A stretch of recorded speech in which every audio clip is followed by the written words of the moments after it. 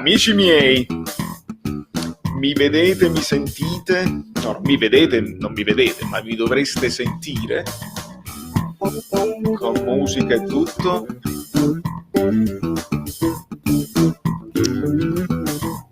Musica che abbassiamo, anzi togliamo proprio, perché poi ho paura che magari la metto piano piano, ma proprio pianissimo, pianissimo, pianissimissimo. Allora, vediamo un pochino se mi vedete, se mi sentite, sono sempre esperimenti, eh?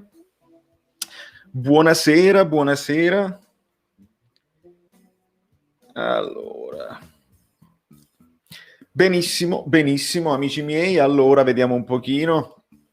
Prima di tutto lasciate un like, mentre io lancio la notifica nel canale Telegram che trovate in basso in descrizione. Se non siete iscritti, lasciate la vostra iscrizione al canale Telegram, così non vi perdete niente, perché lo sapete che qua la piattaforma fa quello che deve fare, a volte sì e a volte no. Quindi lanciamo, siamo live e dobbiamo parlare di un sacco di cose, eh? Bene, bene, vedo i like, bravi, bravi. Allora, chiudiamo qua che non ci serve, e già vedo in sottofondo uno degli amici che sta giustamente organizzando con il microfono. Ciao Brewer, ciao Bepi, ciao Marat, ciao Angela, ciao Giancarlo, ciao Mariano, ciao Andy, ciao DC, Giancarlo, Bepi, Pablox, Marco Libonati, avevo visto anche Lud Barton, insomma, Davide Ispir. Ok, Vibelaz, ok. Va bene, Brewer, ti abbraccio. Ragazzi, dobbiamo parlare. Io non sono andato live ieri perché bisognava riflettere. Non volevo dire cose affrettate e non volevo che neanche voi diceste cose affrettate, perché si rischiava di sparare a zero su una situazione e magari non lo so. Davide Ispir, la gomitata che sì l'hai vista? L'ho vista, amico mio. Tu fai attenzione con le H e con la grammatica, mi raccomando. L'ho vista, anche quella si poteva chiamare, anche la sbracciata, sì, quella è sbracciata di Politano, si poteva chiamare tranquillamente. Ti chiedo a te se hai visto il fallo di Donnarumma su Koulibaly, che io dal vivo non avevo neanche dato grande attenzione, ma è nettissimo. Ma parleremo di tutto, parleremo anche dell'arbitraggio, ma più in là. Lancio al volo i miei ospiti di stasera, vediamo se tutto funziona. Allora, il primo, boom. Vediamo se funziona. Antonio, dici ciao. Ciao, mi senti?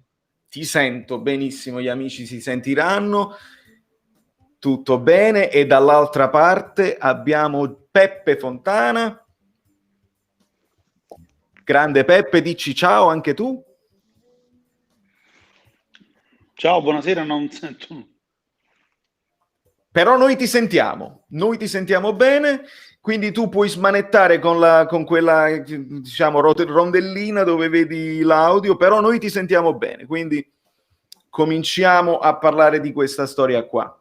Amici, io vi presento Antonio, lo dovreste conoscere già perché già ci onorò con la sua presenza in una live molto antica, ma eravamo veramente pochi, mentre Giuseppe risolve tutta la situazione. Loro due sono quelli che mi hanno coinvolto nel progetto Caffè Napoli, il canale YouTube era già aperto, loro si occupano di gestire un pochino meglio il gruppo Facebook, il gruppo Instagram, perché tutto non si può fare e quindi diventa complicato. Antonio, come stai prima di tutto? Bene. Sono ritornato da poco dallo studio e mi ha messo in difficoltà grave con i vari device perché ho cambiato sistema operativo, perché l'altra volta non faccio pubblicità, poi la facciamo con iOS ebbi dei problemi, quindi ho detto ora mi organizzo con Android e stavolta invece sei ripassato al... Vabbè, sì, sto un po' smanettando, non sei solo, ti devo dire la verità, anche altri amici hanno avuto un po' di problemi. e quando tu usi la piattaforma gratis non tutto ovviamente funziona, ma ci organizzeremo. Giuseppe, come stai? Ciao, buonasera. Ho avuto pure un po' di problemi, però tutto bene. Adesso vi sento e mi sento. Tutto risolto, tutto bene. Tutto risolto. Giuseppe è stato il primo a credere e a praticamente brandizzare il progetto Caffè Napoli 1926, non solo come piattaforme social, ma anche come bar vero e proprio. Sì, no? Il progetto che stiamo portando avanti e che a breve, insomma, vedrà, diciamo che c'è un po' rallentato il Covid, però diciamo stiamo a breve, insomma, partire il progetto Caffè Napoli Bar, insomma, in tutto il mondo. Abbiamo già i partner che ci supporteranno, insomma, quindi stiamo cercando, insomma, aspettiamo che finisce il Covid e poi lanciamo ufficialmente questo prodotto, insomma, che porterà un po' il Napoli in tutto il mondo. Perfetto. Very exciting news, direbbero a New York. Allora ragazzi, noi siamo qui live perché gli amici, io ho fatto la solita reazione ieri, nella reazione ovviamente è la reazione a caldo, poi dopo a tiepido, stesso ieri sera in notturna ho fatto un approfondimento un pochino più specifico e poi a freddo stamattina ho rivisto anche gli episodi, quindi affronteremo un pochino tutta la situazione, che sia di Gattuso, di formazione, di giocatori, di arbitraggio, di società. Analizzeremo un pochino tutto per capire se ci sono delle colpe specifiche e se si possono risolvere, specialmente con questa situazione. Antonio, chiedo a te una prima impressione: che partita hai visto? Come hai visto il Napoli? Come hai visto il Milan? Io, come ti avevo anticipato, innanzitutto un saluto a tutti i tuoi followers e quindi anche di conseguenza i nostri. E no, niente, io come ti avevo detto stamattina, noi solitamente ci commentiamo le partite sia a caldo che a tiepido, diciamo, non a freddo, e per poi insomma passare all'analisi il giorno successivo. Io vedrei il bicchiere mezzo pieno. Dobbiamo tenere presente dei fattori. Dentro a questa pentolone che è stata la partita di ieri, prima di passare all'analisi delle prestazioni dei singoli, andava meglio Petagna dal primo minuto, magari Elmas entrava prima al posto di Insigne. Bisognerebbe fare delle valutazioni che riguardano, per esempio, il fatto che la maggior parte dei nostri giocatori sono rientrati dalle nazionali. Alcuni di questi, come proprio Insigne, è stato davvero strizzato dall'Italia di Mancini in 2 partite ravvicinate, quindi ieri era la terza partita. Quindi direi, facendo questa valutazione, considerando che comunque il Napoli ieri ha fatto una partita che poteva finire comunque con un pareggio, e ti dico di più, se non ci fosse stata l'espulsione di Bakayoko, se Di Lorenzo sotto porta a un metro dalla porta non la butta sulla traversa, io non so se insomma può essere che il pareggio poteva essere anche stretto. Quindi io metterei prima di tutto come argomento il fatto che i nostri giocatori tornavano tutti dalle nazionali. Quando dico tutti intendo anche Meret, che è vero non ha giocato, ma comunque si è fatto il suo viaggio, il ritiro con la nazionale, il ritorno a casa a Napoli, Insigne, Di Lorenzo, Lozano con la sua nazionale, Mertens con la sua nazionale col Belgio, Zielinski con la Polonia, ne ha fatte 2, anche se la prima non ha giocato, la seconda ha giocato un po' di più. Se andiamo a esaminare tutti i giocatori ieri che erano titolari, credo che Bakayoko e Politano, che poi sono stati forse i migliori in campo, sono quelli che non sono stati convocati con le loro nazionali. Quindi, se nonostante lo sforzo di tutti i nostri diciamo effettivi titolari di ieri, il Napoli comunque non ha fatto una brutta figura, c'è comunque da sperare in una ripresa rapida. Questo è il bicchiere mezzo pieno. Il bicchiere mezzo vuoto, insomma, ne parleremo più tardi. Va bene. Giuseppe, tu una prima impressione sulla partita in generale, poi dopo affronteremo i vari spunti che ci stanno dando anche dai commenti. No, vabbè, i soliti problemi. Alla fine ieri abbiamo costruito tantissimo come sempre, no? Perché noi facciamo tantissimo, costruiamo tanto anche col Sassuolo, abbiamo costruito tantissimo, però poi alla fine vicino alla porta, insomma sotto porta, noi non riusciamo a concretizzare. E questo è un problema che ci portiamo da tempo, non è soltanto un problema di oggi. Diciamo il tallone di Achille di questa squadra, che costruisce tantissimo, genera tanto, però poi per mancanza di cinismo, perché magari arrivano stanchi sotto la porta, però non segnano. E poi c'è l'altro problema, che gli avversari un tiro fanno un gol. Mi ricordo che c'era in porta il capo animatore, lo spagnolo, no? Vi ricordate? Il Napoli giocava, tirava, faceva, poi un tiro, gol degli avversari. Ed è, diciamo, sono i due difetti che noi ci stiamo portando nel tempo. Dopo, diciamo, le goleate che facciamo con l'ultimo anno di Sarri, poi ci siamo un po' fermati con le goleate e prendiamo sempre questi gol. Cioè, nonostante all'inizio poi del campionato ne abbiamo presi pochi, no? Che anche i primi risultati facevano ben sperare che avevamo risolto il problema della difesa e risolto il problema dell'attacco. Invece poi siamo ritornati nuovamente agli errori che il Napoli ci ha abituato. Insomma, perdiamo il pelo, ma non il vizio. È vero, questo è vero, e resta un problema atavico che non so nemmeno come si risolve. Un pochino si era pensato di risolverlo con l'ingresso in rosa di Osimhen, che ti dà quella brillantezza, quella cosa. Ovviamente, venendoci a mancare lui, ci viene a mancare anche un'idea che Gattuso aveva probabilmente cominciato a sviluppare in fase di calciomercato e poi in fase di ritiro. Qualcuno ci comincia a dire sarà una settimana dura per Gattuso, ci mancano i terzini. Questo è uno dei temi per quanto riguarda proprio esclusivamente la rosa, perché a me piace. Io ho fatto una riflessione nel video insomma di approfondimento, leggendo i vari commenti. Non riesco a dare torto marcio a nessuno, nel senso che chi mi dice era meglio con il 4-3-3, non riesco a darti torto. Era meglio far giocare Malqui, per esempio, non riesco a darti torto. Ci sono una serie di cose che non hanno funzionato, e quindi è difficile poi a posteriori dire sì, è quella. Per quanto riguarda i terzini, va sotto accusa Di Lorenzo.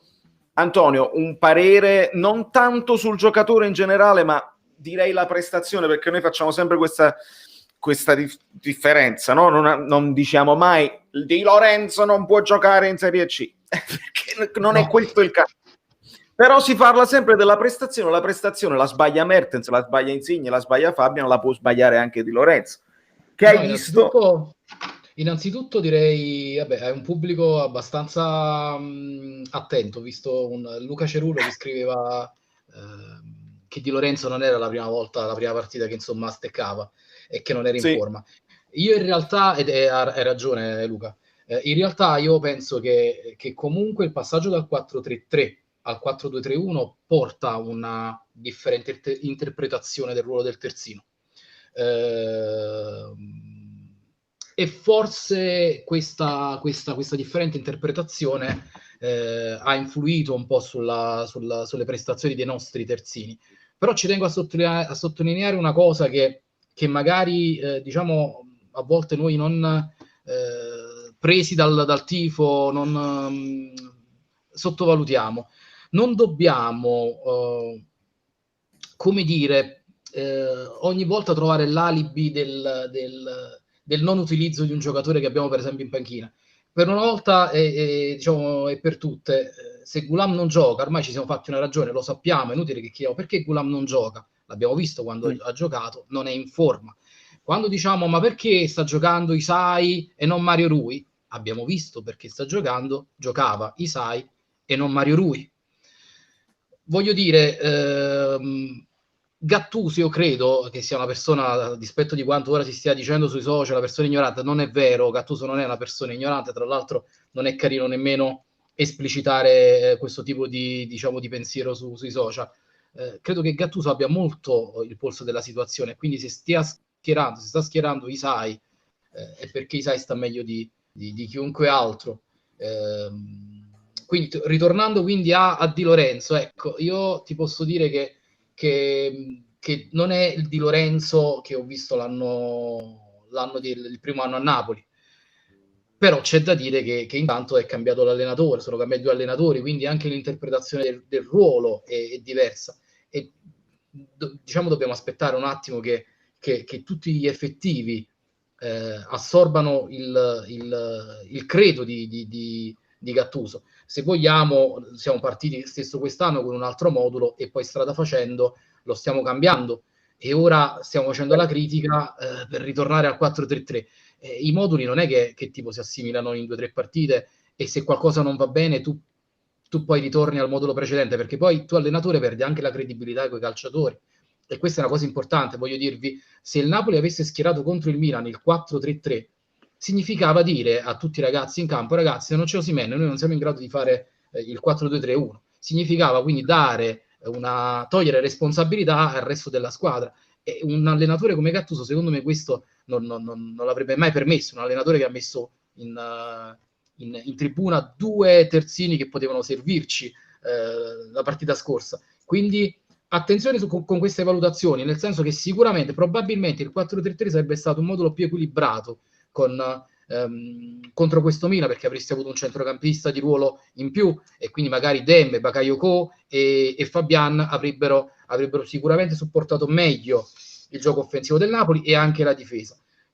Però diciamo che se stiamo ora lavorando sul 4-2-3-1, lavoriamoci, altrimenti si crea una confusione. Una volta assimilato il 4-2-3-1, fermo restando che il 4-3-3 immagino che i ragazzi lo sappiano adottare, hai 2 moduli a disposizione, ma prima bisogna imparare questo. E coinvolgo, parliamo ovviamente del modulo, ma anche della questione di Lorenzo, visto che ci arriva una domanda che è pertinente. Marco Bianco ci dice: il problema di Di Lorenzo non potrebbe anche essere dovuto al fatto che non riceve aiuto da Lozano e Ruiz su quella fascia? Chiedo a Peppe.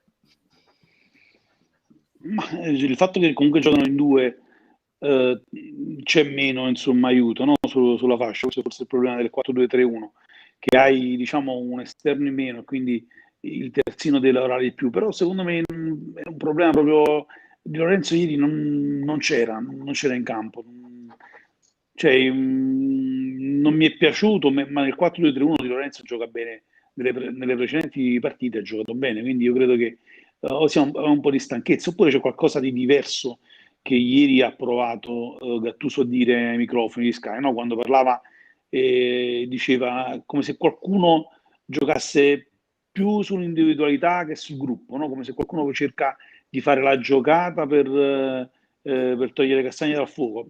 Cioè, ci sono tante cose, le parole di Gattuso mi hanno un po' ieri sera lasciato qualche dubbio, perché magari noi siamo più portati a vedere la pressione del giocatore, no? Per dargli poi un voto, per comunque stare a criticare o dargli o esaltarlo. Magari invece lui ha visto determinate cose che magari non sono proprio quelle che lui vorrebbe vedere, e probabilmente c'è qualche giocatore che gioca da solo, gioca a tennis invece di giocare a calcio, no? Il problema del sono tennis proprio del calcio, come diceva Gattuso, le sensazioni del campo. Lui a un certo punto dice a Sky, dice: ma voi le vedete, cioè voi state qua con me, intendendo, diciamo, Ugolini, quelli che sono proprio sul campo, e dice: ma non lo vedete, non li sentite i giocatori come si... Cioè, lui sta notando questa mancanza di aiuto, no? Quando si dice giocare di squadra, a volte significa anche questo, quando un tuo compagno sta facendo un errore, e l'errore ci sta la giornata storta, ci sta l'errore tecnico, ci sta la sfortuna, c'è tutto. L'aiuto del resto della squadra che ti può far mettere anche una pezza.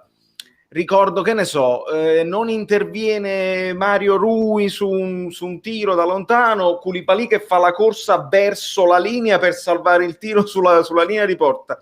Non sto vedendo questo, e credo che Gattuso questo abbia cercato di far capire tra le righe. Secondo me l'ha detto proprio chiaramente, che sì, questa è un pochino la cosa. Secondo me sì, è proprio quello il problema, che purtroppo c'è qualcosa che non si è inclinato dai giocatori, ma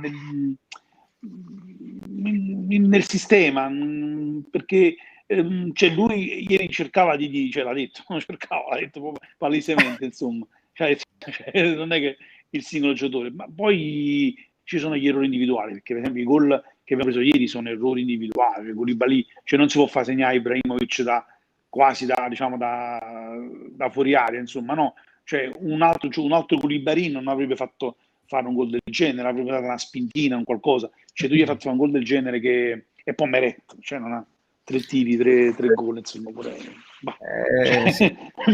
iniziamo ad avere dubbi anche sulla qualità di Meret, però io non voglio parlare di qualità, non voglio parlare, comunque Meret è un grande giocatore, però ecco, probabilmente anche la gestione dei portieri, il fatto che comunque tu non dai grande fiducia a un portiere, gli fa commettere errori, cioè io non ho mai fatto il portiere, però io penso che un portiere ha bisogno di giocare per avere fiducia, è un ragazzo giovane, quindi può commettere degli errori, però se tu glieli fai commettere una partita sì e 3 no, perché lo fai giocare una partita sì e 3 no, insomma diventa un po' complesso anche la gestione del portiere, perché magari ci troveremo a giugno a vendere Meretta a 5.000 euro, perché magari lo hai... Me lo compro io. lo hai deprezzato nel fantacalcio, dove comprare... Cioè, diventa un problema di giocatori, come però alcuni si esaltano con questo tipo di calcio. Però ecco, è peccato poi anche vedere un Meret che, cioè, secondo me, 2 di quelle 3 si prendevano tranquillamente, secondo me. Pasquale Della Marca è d'accordo con te, il portiere è un ruolo dove non si può fare turnover. Io sono tendenzialmente anche io d'accordo su questa cosa qua. Capivo la scelta di scegliere Ospina e me la spiegavo con il fatto che la squadra si sentisse più sicura con Ospina, al di là del gioco con i piedi. E poi lo vediamo, purtroppo lo vediamo anche in campo che va meglio, può fare la papera anche Ospina, ma sento tutto il resto della difesa un pochino più tranquilla, il coraggio in certe uscite. Io non lo so, Antonio, tu credi che poteva fare di più, avrebbe potuto fare di più? Si dice così in italiano? Perché io ho sempre il dubbio. Sì. Vabbè, Valerio, il primo gol di Ibra andrebbe insegnato ai ragazzi, insomma, Ibra in quel momento che è partito il cross, lui già sapeva che doveva colpire in quella maniera, ha fatto una rincorsa come se stesse per calciare di piede, ma con la testa, cioè ha pensato in quel frangente che la palla gli arrivasse in testa alla potenza che doveva imprimere a quel pallone e dove metterlo. Il gol c'è il movimento, l'azione di Ibra è da fuori classe, quindi secondo me anche il miglior Koulibaly, magari io non so, cioè voglio dire, non vedo l'errore di Koulibaly in quel momento, io vedo l'errore della squadra. Angelino dice proprio questo, dice non ha colpa, Ibra ha fatto un salto e una corsa straordinaria. Esatto, non doveva esserci quella giocata, il cross. E come fare per evitare questo? Quei 15 minuti, i primi 15 minuti del Napoli, il Napoli è stato lì a cercare di uscire dal pressing e non faceva altro. E quindi praticamente ti sei attratto tutto il Milan nella tua metà campo, non hai portato i loro terzini, i loro esterni a rinculare, a difendere, li facevi offendere. Ecco, il Napoli, ed ecco che ti faccio un assist, il Napoli di Sarri, faccio un esempio, ora Sarri sta un po' a tutti sulle scatole, compreso me. Il Napoli di Sarri non avrebbe mai consentito... un po' l'audience è spaccata. Dici. Sul fatto che, no, dico, il Napoli di Sarri non avrebbe consentito quella fase di gioco.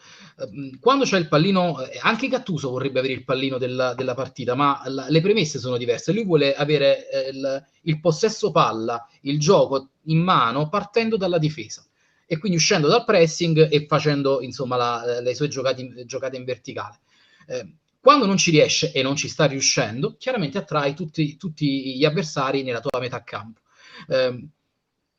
Ieri era fondamentale, ecco, un attaccante di ruolo che non fosse Mertens, che è piccoletto, proprio per questo, per evitare di soffrire nell'uscita, diciamo, dalla tua metà campo, facendo per esempio il lancio lungo, cosa che fanno costantemente squadre come il Milan su Ibra, come la Roma su Dzeko, come l'Inter su Lukaku. Insomma, non è una vergogna fare questo tipo di giocata. Ecco, è questo che ha sbagliato il Napoli. Non tanto, secondo me, quell'azione, perché secondo me è stata un'azione, un movimento spettacolare di Ibra. Ho letto un una persona che scriveva sì, Koulibaly poteva anticiparlo, sì e no. Sì, Meret forse ha sbagliato, poteva anticipare, per me sì, è partito in ritardo, però comunque stiamo parlando di una grande giocata. Per quanto riguarda Koulibaly poi, e poi diciamo voglio sentire anche su questo argomento la vostra, è qui che vorrei vedere il coltello tra i denti, non in quell'uscita cioè sull'intervento per l'intervento su Ibra, ma quando Ibra gli dà la gomitata. Ecco, Chiellini dopo quella gomitata o si alza e si va a prendere l'espulsione perché gli va addosso, oppure protesta come un dannato. E invece Koulibaly rimane a terra, si alza e finisce lì. Dopo che si è ripreso, si alza e finisce lì. Ecco, lì devi cacciare la cazzimma. Io spero che i giocatori del Napoli, perché io credo che loro stanno sui social, quindi ci vedono. Secondo me qualcuno ci vedrà anche. Leggono non devono prendere ispirazione da quello che sento dai giornalisti, perché ieri Caressa diceva il VAR non è intervenuto, poi dopo ne parliamo, ma giusto per darti questa chiave di lettura dei giocatori, il VAR non è intervenuto perché non ha ritenuto che il fallo da espulsione, quindi sulle ammonizioni non può intervenire, giustamente. Però in questo momento, cioè dicendo questo, stiamo ammettendo che l'arbitro ha fatto un errore gravissimo, cioè dai una ammonizione a Bakayoko per un fallo che futile il primo, cioè non c'era proprio il fallo, quindi tu hai visto questo tipo di giocata, questo fallo, e poi non vai a vedere quantomeno l'ammonizione su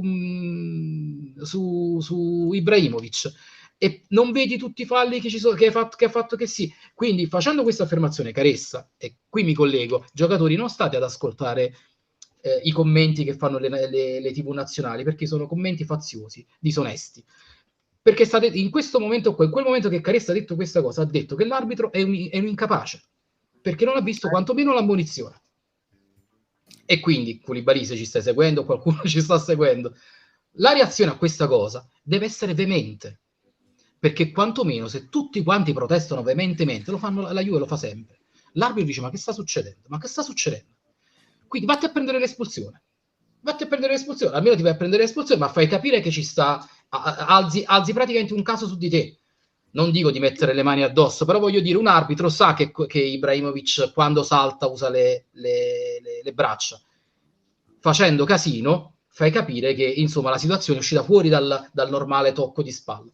Chiudo su Meret. Ospina e come dici tu, dà sicurezza a tutta la difesa del Napoli rispetto a Meret. È più bravo coi piedi, è più veloce quando riprende pallone e lancia i giocatori. Meret, se vedi, fa sempre il passaggio in più, è insicuro, per non sbagliare si aggiusta la palla sempre perfettamente, e questo fa perdere dei tempi di gioco. L'errore non c'è stato l'errore da parte del Napoli nello schierare l'uno o l'altro, lo stanno facendo perché sono due grandi portieri, perché Meret secondo me in prospettiva è fortissimo e non puoi tenerlo in panchina, e quindi stanno facendo questa cosa che è un po' diciamo unica nel nostro campionato, forse anche nei campionati europei, però è un rischio che ora bisogna correre, perché ne perdi uno. Ospina non lo puoi perdere perché ci serve, ma non puoi perdere nemmeno Meret, sia mentalmente che anche economicamente. Se tu non lo fai giocare perde di valore. Sono d'accordo sotto questo punto di vista, non solo sulla questione dei portieri, ma sulla questione del coltello dai denti di Koulibaly.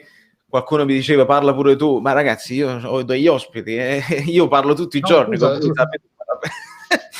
No, ovviamente, soprattutto sì, la prima cosa è mai possibile che tu ricevi quella gomitata in faccia, sai che tieni 3000 telecamere in faccia e non protesti nemmeno, mi sembra strano.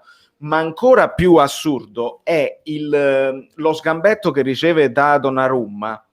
È netto, e io non l'avevo notato dal vivo. Io faccio la reazione, guardo, a un certo punto grido, mi infervoro perché giustamente sento, guardo, eccetera eccetera, ma poi io sono legato al replay, se me lo fanno vedere bene, se me lo mandano bene, e noi abbiamo questo problema qua. Chi non ha questo problema è Gerardo Marino, che fa i video su Super Napoli, che io ringrazio sempre, perché il giorno dopo noi le cose che non abbiamo notato ce le possiamo riguardare. Non è possibile, uno, che il VAR non lo vede e vabbè, ma non è possibile che Koulibaly non dice Allora, secondo me, stiamo in un momento di cortocircuito, perché quando Gattuso dice, e lo dice spesso nelle conferenze post gara, nelle domande, nelle interviste, io sento troppo, non voglio gli alibi, ed è giusto, i giocatori non devono prendersela con i compagni e con gli arbitri, ed è giusto, però non ha mai essere manca fess, però, perché arriva il momento in cui è evidente, l'arbitro è sul regolamento, l'arbitro non ci vuole andare al VAR, perché ogni volta che ci va e deve cambiare una decisione perde punteggio e quindi non fa più partite. Se tu non fai il pazzo, lui non ci va. Se il VAR stanno guardando le partite al monitor come la stavo guardando io, se l'azione continua e si focalizzano su altre cose, esempio fallo di mano di Osimhen contro il Bologna dove viene trattenuto, loro guardano il fallo di mano ma non vedono la trattenuta, allora ovvio devi fare il casino. Se fai il casino e fai quel casino vero, cioè tutti sempre puliti, senza mai mettere mani addosso, senza dire parole grosse, ma convinti, guarda che c'è stata questa cosa qua, nessuno del Napoli se n'era accorto probabilmente dello scambetto a Koulibaly, lo doveva fare Koulibaly, era lui stesso che con fermezza deve dire guarda, vattelo a vedere perché ho ricevuto uno scambetto. Purtroppo questo è uno dei limiti, noi stiamo analizzando i limiti, questo è uno dei limiti, la mentalità di una squadra sicura dei propri mezzi, che sa farsi rispettare in campo. Quando c'è Ibra, la maggior parte dei difensori si caga sotto, e bisogna dirlo, da tutti in Serie A. Koulibaly si è cagato sotto anche lui. Ha ricevuto sudditanza vera psicologica nei confronti di Ibrahimovic. Ha detto, io dovevo saltare più in alto di lui. Se ho preso il gomito in faccia, è colpa mia che non ho saltato abbastanza. Questo credo sia stato perché Koulibaly è un buon guaglione e quindi si sente di non essere nella forma che potrebbe, e quindi è una sorta di sudditanza anche questa. Però il campione è anche altro, il campione deve avere anche queste qualità, deve avere la qualità insomma di essere cattivo. Esattamente. Ed lo è Ronaldo, lo è la differenza. Questa è la differenza. Ibra e Ronaldo, per esempio, per me si portano appresso tutta la squadra con la loro, come si dice, col carisma, con quello che trasmettono a giocatori anche piccoli, diventano medi con Ibra. Non so se esistono altri giocatori di questo livello che il Napoli poteva prendere per innalzare il livello generale. Non lo so. Peppe, tu credi che esistano giocatori o che questo possa essere una soluzione? Comprarla l'esperienza. Allora, esistono, sì, però il problema secondo me è un altro. Non dimentichiamo un'espulsione di Higuaín, no? Quando si arrabbiò in una partita con l'Udinese. Il Napoli viene comunque da episodi continui, l'inizio dell'anno scorso, cioè il Napoli continua ad avere torti arbitrali, torti da ogni parte, dai giornalisti, dalle televisioni. Per cui nella mente di un giocatore c'è anche come se si fossero arresi, dice tanto lo facciamo fare Brutella, tanto alla fine ci ammonisce a noi. Ma è la prova evidente che Bakayoko fa il primo fallo, e io ho contato, erano 5 falli per il Milan e 2 del Napoli. Al secondo fallo è stato ammonito Bakayoko, quindi il numero di falli era maggiore per il Milan. Al secondo fallo Bakayoko viene ammonito, che poi diciamo gli servirà come base per prendersi l'espulsione nel secondo tempo. Però è così, cioè noi ogni volta che vediamo, anche nei giornalisti, io mi ricordo quando il Napoli non è andato a Torino, insomma, a giocare la partita della tripletta di tavolino, quando siamo andati lì, i giornalisti trovavano la soluzione e consigliavano ad Agnelli la soluzione per poter vincere poi evidentemente a tavolino. Cioè, no, e intervistavano al giornalista di Sky a Napoli, a Ugolini, ma tu sei sicuro che il Napoli, ma tu cioè Ugolini doveva fare il PM contro il Napoli. Cioè, allora queste cose per ragazzi comunque di 25, di 26, 27 anni, insomma, no? Hanno un peso perché ha avuto un peso negli allenatori che sono stati a Napoli, che lo hanno denunciato, da Ancelotti a Benitez, no, tutti hanno sempre denunciato questa cosa nei confronti del Napoli, e lo sta vedendo anche Gattuso. è continuo, cioè noi non lottiamo soltanto contro gli 11 avversari, ma lottiamo contro le televisioni, io sono abbonato a Sky, pago 80 euro, no, ma io bestemmio ogni volta che pago 80 euro, però per spirito mio continuo a pagare 80 euro perché mi deve la partita. I giornali, Gazzetto Sport, forse Gazzetto Sport un po' meno, ma Gazzetto Sport, cioè non ci stanno giornali che butta diciamo una pietra a nostro favore. Poi qualche giornalista parla e lo licenziano oppure non fanno parlare più. Cioè è chiaro che il tifoso napoletano e diciamo, il giocatore del Napoli non è che poi dopo queste cose non è nota. Allora molte volte dice ma che cazzo a fare, insomma, tanto alla fine cioè, ma ammonisce pure e mi spella pure a me, perché è questo che purtroppo siamo abituati a vedere e non lo vediamo soltanto noi, lo vedono tutti. Noi portiamo il terzo scudetto diciamo sul petto, no? Diciamo come loro fanno 38 noi abbiamo 3, perché siamo convinti che quello scudetto ci è stato sottratto, così come tanti altri torti che abbiamo avuto e che continuano a vedersi con l'Atalanta, le coppe, la Supercoppa contro la Juve quando l'arbitro conosceva la lingua l'unico arbitro italiano che conosceva la lingua dell'attaccante del Napoli, adesso sì, cioè chi magari avrà detto porca miseria che bella giornata oggi, chi l'ha detto mi testa ma la mia mamma, cioè di che parliamo e continuiamo a dirlo. Quella cosa che mi ha fatto vedere oggi in chat privata del rigore su Koulibaly, ma nessuno l'ha fatto vedere. Io mi ricordo che il fallo che fece Manolas su Quagliarella misero l'ingrandimento e chiamarono pure a Bonanima di quello che faceva la moviola sulla Rai, no? Per dire guarda, ma se si guarda bene, guarda attentamente quel tacco che si è alzato, e non è successo con Napoli, quindi è continuo, è un attacco continuo, cioè noi diamo fastidio, come diamo fastidio in politica, diamo fastidio pure nel calcio, non ci vuole, e quindi questi giocatori del Napoli probabilmente la sentono questa cosa, ecco perché magari li vedi meno cazzimosi, li vedi meno, io li giustifico pure, perché dico, questi secondo me sono entrati nella stessa ottica nostra, no? Che ci sentiamo vittime, ma noi siamo vittime, non è che ci sentiamo, perché lo vediamo. Però vedi che parliamo, sfoghiamo, diciamo le cose, il motivo per cui dovremmo fare la televisione, dove sì. è importantissimo. Vi devo far vedere questa cosa. A parte avevo letto qualcuno che parlava del dente di che sì, l'abbiamo detto già, amico mio, anche Politano non è una gomitata, è una sbracciata, che sia perso il dente, ci dispiace, va benissimo, fa parte non avrà della problemi economici a comprarsi il dente nuovo, diciamo. È già andato a fa parte della prestazione scandalosa di Valeri, che io quando dico arbitraggio scandaloso, voi non potete prima venirmi a dire pagliaccio, piangi. È scandaloso l'arbitraggio, è scandaloso, qualche errore capita anche dall'altra parte, non influisce sul risultato perché non influisce sul risultato. Come la monetina dalle mani. Vedi, alla fine, quando vogliono venirci a dire qualcosa, devono tornare ai tempi Francischiel, sì. No? E si dice questa cosa di Alemao senza sempre io non parlo sulla monetina d'Alemao perché lo sai che ci sta, che è successe contemporaneamente, diciamo sempre le stesse cose, io rispondo sempre alla stessa maniera. E lo so, al Bologna. Ci siamo anche dobbiamo fare un libro, la monetina d'Alemao, però che ci sta dopo la monetina d'Alemao. Io ci tengo a dire una cosa, è importante secondo me, perché con l'avvento dei social il mondo è cambiato completamente e le realtà oggettive sono diventate opinabili. Lo stiamo vedendo ultimamente con il coronavirus, dove praticamente notizie scientifiche vengono opinate.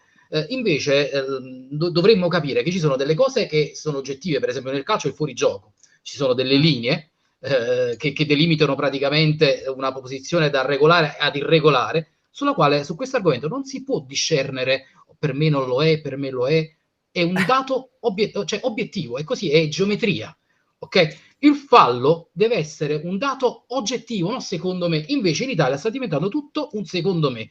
Ti dico questo perché ultimamente quando a Morata hanno annullato 4-5 gol in 2-3 partite, qualcuno sulla Rai e qualcuno su Sky ha cominciato a dire che no, ma secondo me quando dobbiamo cambiare il regolamento, quando c'è il dubbio, quando la posizione è millimetrica di fuorigioco, andrebbe diciamo chiuso un occhio. Allora, no, ma questa affermazione va di pari passo a chi al negazionista del Covid. ripeto, ci sono delle verità sulle quali non si può discutere. Il fuorigioco è fuorigioco. Dico questo ancora perché, e mi collego al fatto che bisogna parlare. Cioè, i social come sono un'arma contro il Napoli, perché tutti quanti, vedi, ci attaccano e noi piangiamo. È la cosa che quando tu parli di torti arbitrari si parte dalle Mao. Quando parli di Maradona e c'è la cocaina. Sono degli standard. Mertens a Crotone, là. Mertens a Crotone. Pure Mertens a Crotone. È il motivo per cui un presidente, io spero che mi sentano, un presidente che lavora nel campo del multimediale, diciamo così, deve fare la televisione di Napoli, del Napoli, e non deve invitare come fanno le radio ufficiali. Ho sentito le radio ufficiali che chiamavano a Tosel, ma vi ricordate Tosel? Come no? Chi si scorda Tosel? A Tosel hanno chiamato a come si chiama? Carraro. Cioè, voglio dire, deve essere una radio napoletana, non fatta da professionisti napoletani, quelli con le palle. Perché nessuno gli risponde più, allora li chiamano quelli là che magari li conoscono di me. Sì, ma perché sì, è vero. Alessio Zica. L'hai visto? Sì. L'ottimo Alessio Zica, che tra l'altro grandissimo batterista e esperto di calcio perché ci è passato. È registrato anche il disco, sì. E ci dice, purtroppo i falli non possono essere basati su parametri oggettivi. In realtà secondo me, se facciamo un piccolo esempio, faccio a voi la domanda. Avete capito che quest'anno è durato 2 anni questo tipo di metamorfosi e gioco? Il fallo di mano in aria hanno fatto in modo tale che ormai nessuno più capisce se è fallo di mano, cioè quando è che ride. Perché nella confusione ci si sguazza alla grande. Io non so più distinguere se è un fallo se quando c'è un tocco in aria è fallo da rigore. Invece delle regole oggettive si possono tracciare. Per esempio, la gomitata di ieri. La gomitata di ieri è volontaria o involontaria? Lo chiedo a voi. No, per me è tutta la vita volontaria. Primo, perché conosco Ibrahimovic e Ibrahimovic lo fa volontariamente. Cioè, ci sono, se tu vai a cercare su YouTube, tutte le cose che ha fatto Ibrahimovic. Poi il personaggio ci fa ridere, lui che è onnipotente, lui che fa autoironia sul fatto che è Dio, è straordinario come calciatore, è più forte mo che prima, probabilmente, tutto quello che vuoi tu. Si aggiunge a questo il fatto che quando tu stringi il pugno, è una cosa che ha detto Rizzò e che hanno detto, mi pare, Collina agli arbitri all'epoca per dare una direttiva. Quando c'è la sbracciata, così, con le mani aperte, è perché vuoi andare di testa. Quando stringi il pugno è perché mentre vuoi andare di testa, se lo fai anche male. Ragazzi, ma bisogna aver giocato una partita di calcio a 11, non il calcetto con gli amici. Basta una partita di calcio a 11, che quando tu, la prima partita che tu stai là, che ti guardi intorno, arriva l'avversario che ti dà col ginocchio un piccolo colpetto nel bicipite femorale che tu non sai nemmeno da dove ti arriva e ti fa male. Non lo ha visto nessuno. In quel momento tu capisci che cos'è il calcio. Capisci che, mi devo guardare intorno perché quando non mi vedono mi devono mettere anche paura. È così, ad alti livelli come a bassi livelli, assolutamente. Ed Ibrahimovic è uno di questi. Per me è volontarissimo. Si può ignorare, si può dare la munizione, si può espellere, non mi interessa nemmeno. Mi interessa però, come dicevi tu, il fatto della narrativa. Mi interessa sempre la narrativa. Cioè che è mai possibile che che è successo? Attenzione, mi devo bloccare. È successa una cosa carina. Raffaele Sirignano, benvenuto tra gli amici bellini di applausi, grazie. Applausi. Allora, sì, perché gli amici bellini sono bellini e sono anche amici bellini di Sfaccini. E comunque volevo riportarmi al commento di Ivelin che dice che questo è anche un bel tema. Se Koulibaly protestava per lo sgambetto, il Milan faceva contropiede e poi ci iniziavano a dare dei piagno perché ha ragione anche lui. Mentre io dico bisogna protestare, eccetera, eccetera. La volta che abbiamo protestato col Cagliari, con l'Atalanta, comunque non ci hanno cagato proprio e ci hanno fatto la siringa perché stavamo ancora protestando. Perché ti fermi, perché se tu devi la protesta, il protestare deve entrare nel DNA di una squadra. La Juve protesta sempre e tutti.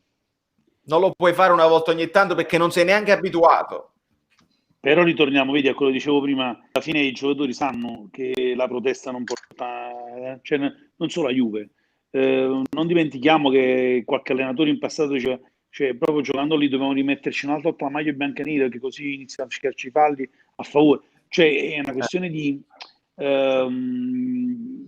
cultura, cioè, di verità, cioè, purtroppo lo sappiamo, cioè, quando è una cosa contro il Napoli non c'è sta niente da fare, cioè, è continuo, cioè, l'attacco è continuo. Allora anche i giocatori, come dicevo prima, ormai se ne sono resi conto, cioè, noi non possiamo fare nulla perché comunque vedi ci segnano, se protestiamo ci segnano, se non protestiamo non abbiamo protestato, cioè ormai quello è. Cioè, Che poi il giocatore è entrato in una mentalità che non protesta perché non cambia nulla, ed è questo il problema. Il problema è proprio che è quel che noi non cambiamo il Sud, per dire, non che non cambiamo le cose che viviamo anche nella nostra città, perché sappiamo che quando noi urliamo qualcuno alza la voce di più oppure ci mette mute. È la stessa cosa nel calcio, cioè quello che noi assistiamo quotidianamente in ogni partita.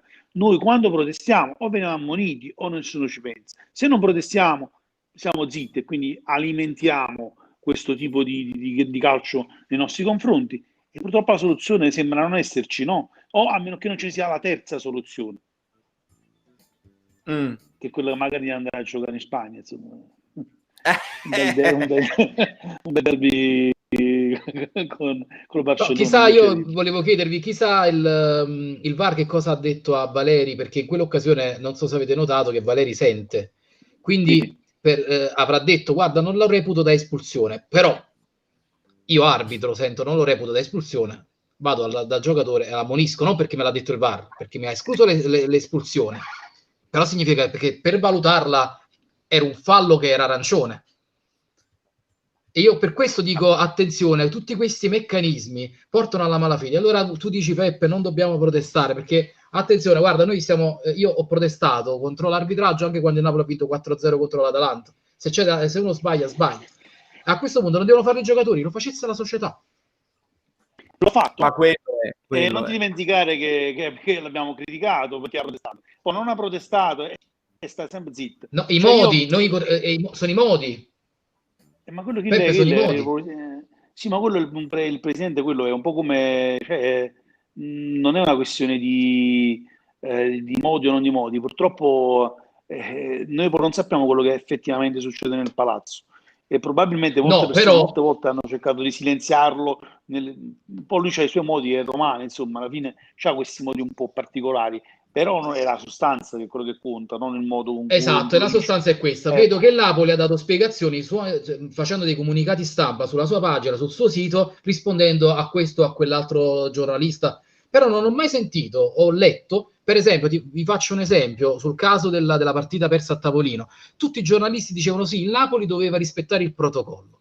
Ma perché il Napoli non è uscito con un comunicato? Il Napoli ha rispettato il protocollo, perché il protocollo prevede che l'ASL può praticamente bloccare le partenze. Cioè il Napoli ha rispettato il protocollo, cioè non andando a Torino, il Napoli ha rispettato il protocollo, perché c'è scritto nel protocollo. Perché nessuno l'ha detto? Cioè questa è un'altra delle cose oggettive. Se Caressa, oppure uno di Sky, o uno della Rai, dice guardate, secondo me il Napoli l'ha detto anche Sconcerti, il Napoli deve rispettare il protocollo. Il Napoli ha rispettato il protocollo. Nel protocollo c'è scritto. E allora fai la fotocopia, il PDF del protocollo in cui c'è scritto che l'ASL può intervenire in queste circostanze e bloccare la partenza, e dice ragazzi, io ti querelo perché mi stai dando lo dico domani, mi sto infervorando. Antonio, quello che mi ha dato la notizia di Sarri, no? È lo stesso che mi ha spiegato cosa è il protocollo. Il protocollo, io l'ho letto il protocollo, intendono un foglio di carta protocollo, no? Sai quella che si faceva a scuola? Il foglio protocollo. Dove c'hanno scritto devi fare questo. Per diffamazione, non mi veniva diffamazione. Esatto, bravo. Cioè, quindi è un altro protocollo, lui intendeva il foglio protocollo, non il protocollo del Covid. Naturalmente non è vero. Allora ragazzi, tiro fuori dal foglio protocollo con una suggestione, perché messaggio dell'utente PLF che ci dice: vi immaginate se Ancelotti veramente convinceva Ibra eccetera eccetera, perché l'ha detto anche Giuntoli. Giuntoli l'ha praticamente confermato su domanda, ci abbiamo pensato quando c'era Ancelotti, poi abbiamo virato su altre soluzioni, eccetera, eccetera. Io faccio outing totale e ammetto il mio errore, perché Ibra è ancora straordinario. Io pensavo fosse alla frutta dopo aver fatto l'esperienza in America. Secondo voi Ibra a Napoli cambiava la storia di qualche cosa oppure no, perché a Napoli non si può fare niente? Cioè, Antonio. Io dico questo, Vale, secondo me Ronaldo, Ibrahimovic sono giocatori finiti in tutto il resto del mondo. Aspetta, guarda chi ci sta. Chi ci sta? No, è perché guarda, perché fa troppo tranne che in Italia, eccolo la Zlatan. Tranne che in Italia, perché il calcio italiano che è mediocre fa sì che questi giocatori che hanno una grandissima tecnica, la tecnica tu anche a 50 anni ce l'hai, riescono ad esprimersi. In un calcio inglese dove ti fanno correre, dove tutti corrono e ti fanno correre, Ibra alla prima se ne andava praticamente con lo strappo muscolare. Se il Napoli giocava alla Sarri, Ibrahimovic non toccava palla. Poi chiaramente se tu gli dai spazio, se lo servi bene in aria nessuno se lo marca, Ibra ti fa 3 gol con un tiro, e così Ronaldo. Quindi la mia risposta è: se vogliamo cambiare questo calcio, dobbiamo cancellare queste cose del calcio da 39 anni, dobbiamo comprare Holland, dobbiamo fare arrivare Osimhen. Se vogliamo cambiare il calcio italiano, poi se vogliamo che perché deve vincere il Milan, deve vincere l'Inter, deve vincere la Juve, dobbiamo comprare questi defunti del calcio, facciamolo. Ce ne sono tanti. Quelli si fanno poi le pugnette. Mamma mia, Ronaldo ha saltato 3 metri, Lukaku com'è forte, e adesso hanno pure Ibra. E hanno chiuso anche la triade, vi rendete? Perché poi non è difficile da intravedere la cosa che praticamente ok, Ronaldo appeal per il campionato italiano, la Juve vince così, ma l'Inter e un Milan niente proprio, e il Napoli vuole fare con il collettivo, si vende anche Higuain, perdono Higuain, e il Napoli con il collettivo 91 punti, non funziona, non c'è appeal, non va bene. È arrivato Lukaku, è arrivato pure Ibrahimovic, benissimo, il campionato adesso è mondiale. Peppe, aiutami. No, allora, io ho sempre avuto un debole per Ibrahimovic quando giocava purtroppo nella Juve. Mi piace come giocatore, è uno sportivo, diciamo, le basi di arti marziali lo ha aiutato soprattutto nelle elevazioni, ha preso quella palla con la gamba senza saltare, insomma, quindi è un giocatore che sicuramente a 40 anni, cioè, fa ancora la differenza. Però è chiaro che sono d'accordo anche con quello che dice Antonio, diciamo, può succedere solo. Mi fermo. No, ma potevi anche finire, perché Lino Bailo è un classico e io ho parato la donazione al volo. Grazie amico mio, non sbagli mai, non perdi mai un colpo, grazie sempre per il tuo supporto. Tra l'altro, Lino, chi ti ho portato oggi? Cioè, voglio dire, guardatevi in faccia e fatevi un assolo di Vasco Rossi, ma questo è un altro paio di mani. Dio, vedi, perché noi sì rispettiamo il personaggio Zlatan eccetera eccetera, però noi non siamo arrivati proprio ieri, noi ne abbiamo visto uno all'Opera che ha cambiato la storia di una città, di una squadra per sempre, e io resto sempre dell'idea che a qualcuno non è mai andato giù che Diego abbia scelto proprio il Napoli e fosse tutto contento di fare un tutt'uno con un popolo e abbia vinto a Napoli e che abbia vinto a Napoli. Ma te lo dimostri il fatto che all'epoca vai. La differenza tra Diego Armando Maradona, diciamo nome, cognome, secondo nome, e questi altri no, è proprio questo, che lui ha vinto dove gli altri non hanno vinto, dove gli altri hanno fallito. Cioè lui ha vinto a Napoli, non ha vinto cioè non ha giocato nella Juve, non ci è voluto andare a giocare con la Juve, ha vinto in una squadra che fino in quel momento non aveva vinto, per cui non possiamo fare, cioè non parlate di Ronaldo, di Ibrahimovic o di altri. Quando si parla cioè, pure dire Diego è pesante, perché è troppo grande, non pronunciare il nome di Diego in vano, cioè, non si può parlare, cioè, è un'altra cosa, un'altra classe. Pure ma anche quelli che ci hanno giocato contro, no? Parlavano e dicevano che ha avuto tanti calci e non parlava mai, non se l'abbiamo mai. Cioè, quello era un signore in campo. Poi nella vita privata ha fatto le sue sciocchezze, ma la sua vita privata è vita privata e quindi ognuno se la gestisce come vuole. Però il rispetto che ha dai calciatori che lo hanno diciamo colpito durante le partite, quello vale più di ogni altra parola, più di quello che noi possiamo dire. E io non penso che né Ibrahimovic, che va a tangenti insomma messo campo, né la Pulce che cade, pare che sta morendo al momento, e né di Bala, la ballerina che ogni volta che cade sembra che l'hanno sparato dagli spalti, può lontanamente avvicinarsi a uno come Diego, che è proprio una storia a parte, proprio anche per la scelta che ha fatto di venire a Napoli, già quello vale di più. È chiaro che non possiamo campare ancora di passato, dobbiamo pensare al nostro futuro e, però se e ci parlano capire di che... Dio... Ah, ma certo, ma infatti, quello è giusto però per dire, ora dobbiamo capire, dobbiamo lottare. Io sono uno di quelli che rivoluzionari, tutti i giorni sotto la VGC a mettere fuoco, no? Per dire perché non è assurdo che noi non veniamo rispettati e non vinceremo mai fin quando non ci rispettano. Questa è la cosa che dovremmo urlare sempre. Poi possiamo pigliare pure Ibrahimovic, ci sono convinto che come abbiamo preso Higuain e non lo hanno rispettato, prendevamo Ibrahimovic e veniva espulso tutte le partite. Pure se non dava la comitata, veniva espulso.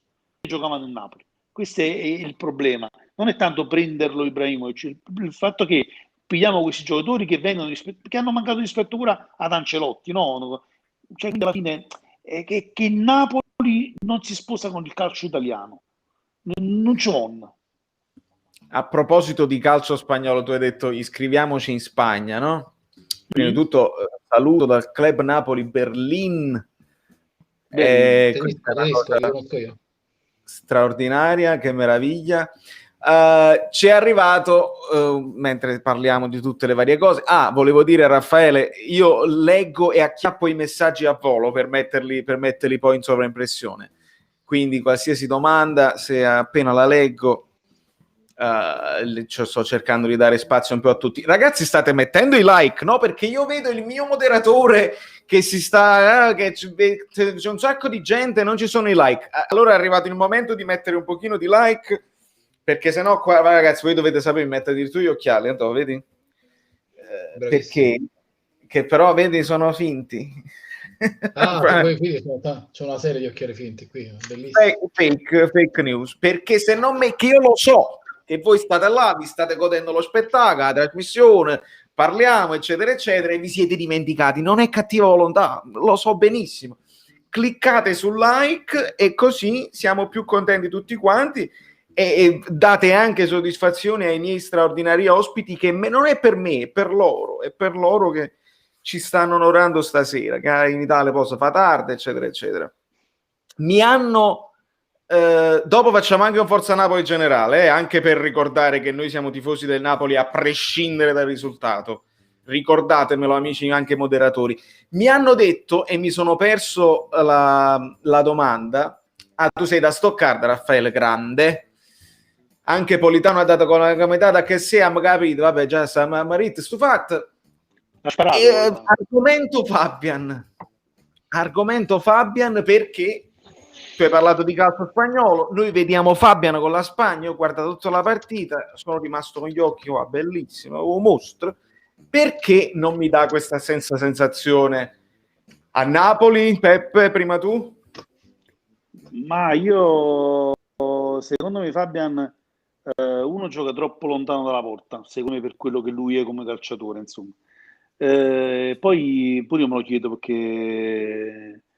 perché a Napoli non riesce ad essere, cioè io lo vedo lento, molto macchinoso, fa delle partite però dove veramente dici questo è un grandissimo giocatore, pensa anche da grande giocatore, però spesso è come se il fisico non seguisse la sua testa, molte volte rallenta, non so, secondo me lì ci vorrebbe un giocatore molto più veloce rispetto a lui.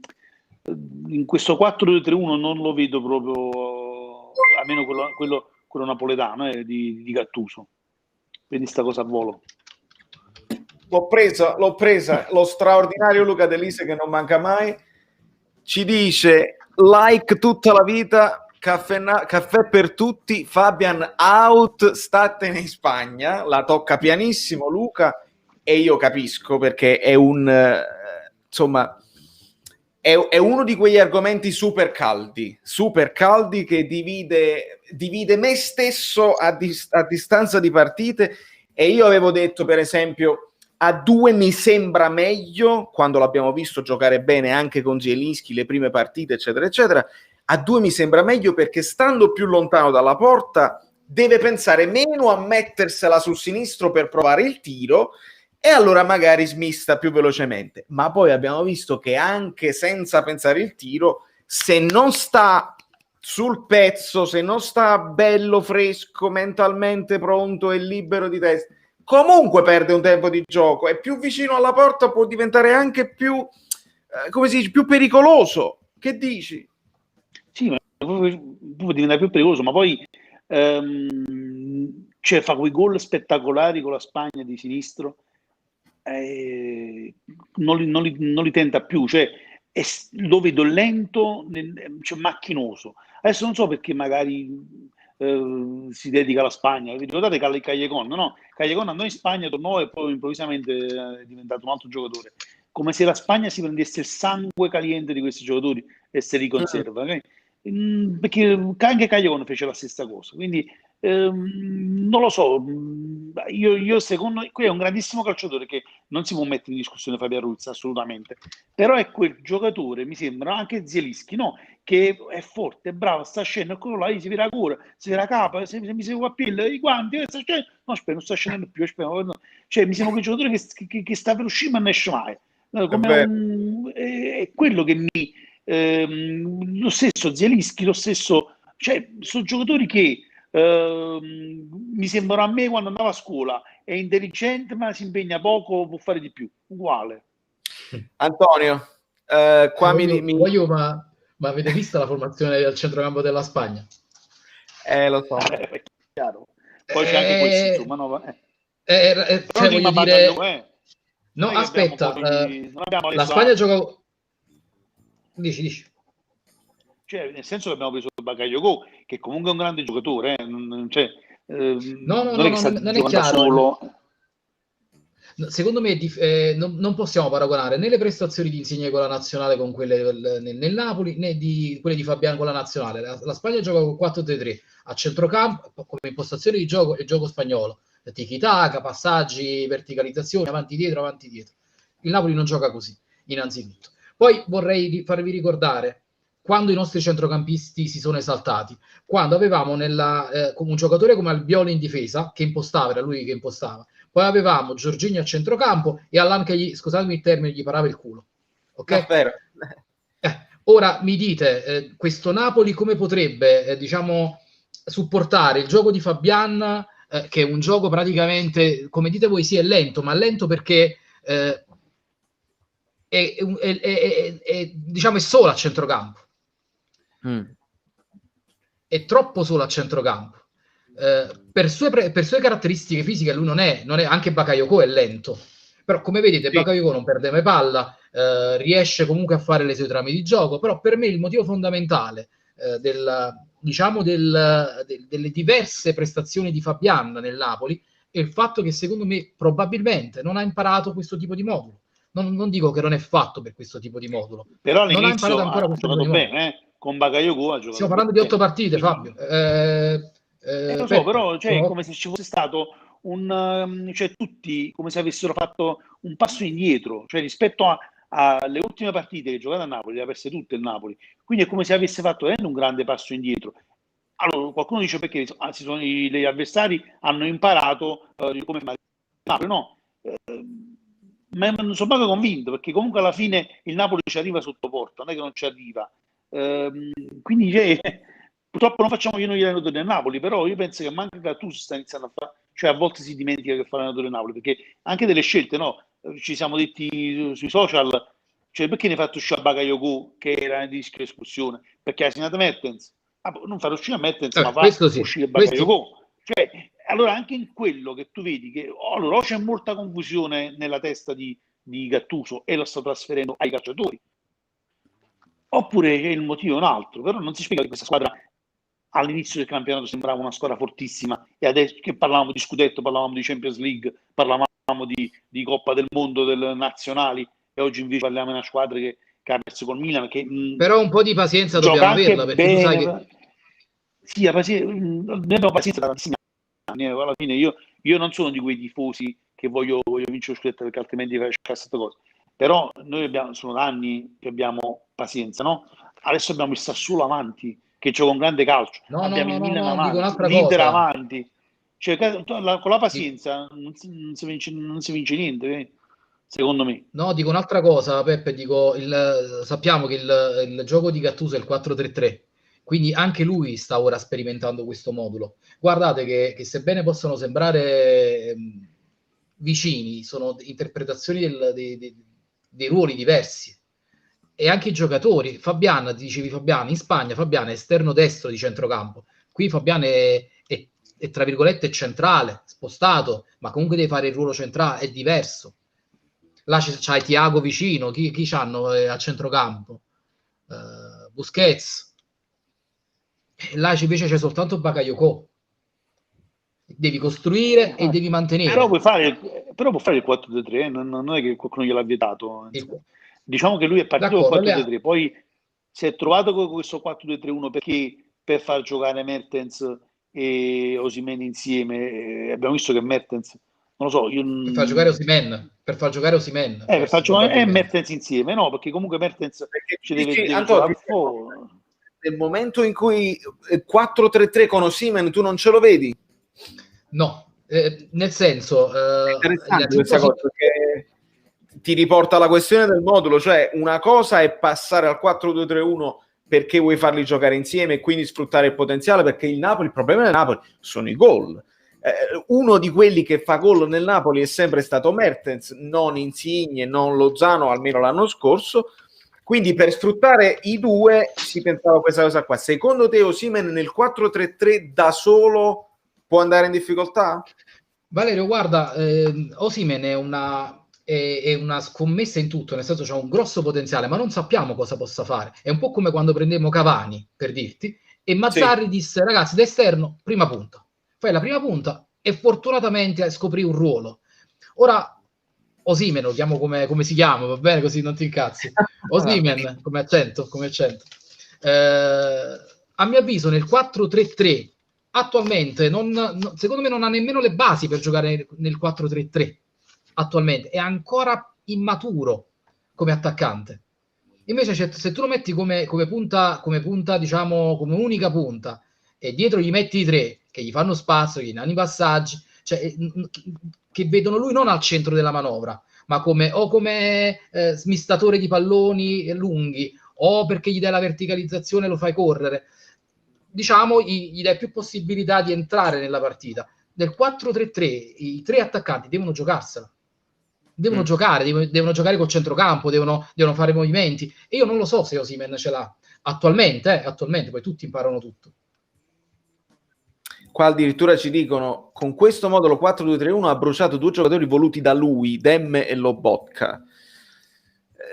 Bruciati non lo so, io credo che sinceramente gli altri garantiscono di più, cioè quando arriva Bakayoko, Gattuso se deve scegliere uno tra Demme e lui, Bakayoko gli garantisce più fisicità e comunque lo schermo, meno dinamismo sicuramente. Lobotka in questo momento è una specie di oggetto misterioso perché fa un po' di tutto e un po' di niente. E Bruciati non lo so, questa è una di quelle stagioni dove poi la panchina ti serve lunga perché non sai mai, una trasferta, una cosa, anche se non si infortunano, anche se non si squalificano, possono risultare non convocabili per i motivi che sappiamo, quindi alla fine ce li ritroveremo tutti da utilizzare. È vero che i due comprati, i due centrali sono stati comprati per apparare il buco che mancava proprio la regia, mancava il giocatore da mettere nel 4-3-3, e quest'anno si è provato a fare diversamente, quindi ti puoi trovare anche a utilizzare Zielinski lì, a utilizzare Elmas lì. Per esempio, Peppe, qualcuno mi chiedeva di Elmas, che io l'ho visto anche in forma in nazionale. Meriterebbe più spazio? Dove lo vedresti se lo vuoi far giocare? Ma Elmas ritengo che sia uno dei giocatori più tecnici del Napoli. Io l'ho visto giocare nel nazionale, a me piace tantissimo. È chiaro che io ho come l'impressione che non abbia la fiducia di Gattuso. È un giocatore, se non ha la fiducia dell'allenatore, non si esprime come dovrebbe. Ma che sono quei giocatori che vedi come ritorniamo, come Fabio Ruiz e altri, che in nazionale sembrano potenti, fortissimi. Mi ricorda Vargas, no? Che andava in nazionale e segnava 5.000 gol, e poi veniva a Napoli e faceva il Castagnaro. Cioè, a volte sono inspiegabili queste cose, no? Però Elmas lo vedo come esterno, lo vedo pure dietro. Io lo vedrei anche dietro la punta al posto di Mertens, perché comunque i numeri ce li ha. È uno che comunque cerca il dribbling, è uno che fa l'ultimo passaggio, è uno che gli dare più fiducia. Però vedi, cioè dare fiducia a lui a sinistra devi togliere Insigne, dare fiducia a centro devi togliere a Mertens, dare fiducia al centrocampo devi togliere a Fabian Ruiz, dare fiducia, cioè tu dai fiducia a uno e quell'altro si offende. Quindi è questo, a volte anche questo surplus di giocatori, no? Perché io Insigne, allora è uno che voglio bene, ma attenzione, posso dire una cosa, non voglio dire niente, ma però io Insigne voglio bene, di fretta maggiore, simpatico, tutto quello che sia, però a volte fa quello, cioè lo fatto di destra a giro, che pure quando non ha da fa, no, pure quando sta che sta carendo di destra a giro, molte volte anche quello, no, il fatto che lui si incaponisce su quel cacchio di tiro quando poteva fare una punta, con un colopiede, un passaggio finale, ecco. E la stessa cosa, lo stesso atteggiamento ce l'ha perché vuole sempre giocare. Lo ha fatto se vi ricordate, mo ne mette una parentesi e poi la chiudo subito. Anche il buon Cavani criticava Insigne perché non gliela passava mai. Non so se vi ricordate. Che fu una cosa 20 anni là, a chi ci è rimasto difetto, insomma. Cioè quella cosa dice, mo se ne chiude Cavani posso fare il destra giro. No, fallo quando c'è l'opportunità. Avete visto il gol che ha fatto Mertens in nazionale su punizione? Perché batte sempre Insigne? Cioè, allora anche questo, probabilmente Insigne è così forte, non parlo come giocatore, ma come carattere e come personalità, che spegne poi quelli che potrebbero invece avere grandi spazi, come Elmas, ma anche perché io per esempio farei giocare Lozano anche a sinistra a volte, no? Invertirei i piedi, no? Ecco, quando gioca per esempio Politano, io avrei invertito, Petagna, avrei invertito Politano e Insigne le fasce, perché magari potevano anche crossare al centro, no? Perché poi mettiamo gli altri e poi non mettiamo... Chi ha pigli di testa al centro, quei cross, se pure Petagna... Politano, cioè Petagna, poi ci sta Osimhen, però se tu non ne fai questi cross, cioè è difficile io ho visto veramente un po' di imbarazzo, anche quando si arrivava, Mario Rui è arrivato più volte al cross, la metto alta, la metto a mezza altezza, la metto bassa, in mezzo ci sta solo Mertens, mi dà questa impressione qua. Ma guardate che succede. Alberto Gemma, che credo sia milanista, perché ci ha scritto prima che con un paio di terzini di esterni noi diversi avremmo potuto far meglio. Cambio alla pari, ora vi diamo Cialanoglu e mi prendo Lorenzo. L'erba del vicino è sempre più verde. Bravissimo. No, io due cose. La prima è una curiosità. Osimhen nel Lille giocava nel 4-2-3-1, quindi voglio dire, non è una casualità che Gattuso lo veda bene in questo modo. Cialanoglu per Insigne mai. Io non riesco a criticare Lorenzo. Anche qui in nazionale gioca in un altro modulo. Rispetto a Lorenzo gioca benissimo nel 4-3-3, lo conosce perfettamente. Non giudichiamo la partita di ieri. Ripeto, ieri Insigne è tornato da 2 partite con la nazionale in cui è stato utilizzato fino all'ultimo minuto. Contro che cos'era? La Bosnia. Ormai la partita era finita da 20 minuti. Ha fatto apposta l'allenatore a stancare. No, non dico che l'hanno fatto apposta, ma era inutile la presenza di Insigne fino alla fine. Però c'è da osservare in quella partita una cosa importante. Quando viene azzoppato il Gallo Belotti, Insigne parte come un dannato e urla contro chi era? Pjanic? No, contro chi? No, vabbè, non mi ricordo, però sì, era uno contro Lewandowski, quindi era contro la Polonia. Sì, ma l'ha fatto pure reazioni veementi di difesa del gruppo che non ho visto ieri. Questo è importante, perché quando vedono che, per esempio, l'Insigne va su Ibrahimovic e dice: ma che hai fatto a Koulibaly? Koulibaly si sente protetto, e così un altro giocatore, e si fa il gruppo. Quindi, ritornando alla richiesta del nostro amico, non farei mai una sostituzione del genere, un cambio del genere. Sì, con soldi, tanti soldi. Allora, io... vabbè, i soldi poi non vanno manco in tasca a te, quindi... No, dico perché è così poco... Almeno per comprare anche qualcos'altro vicino. Investiamo sul futuro.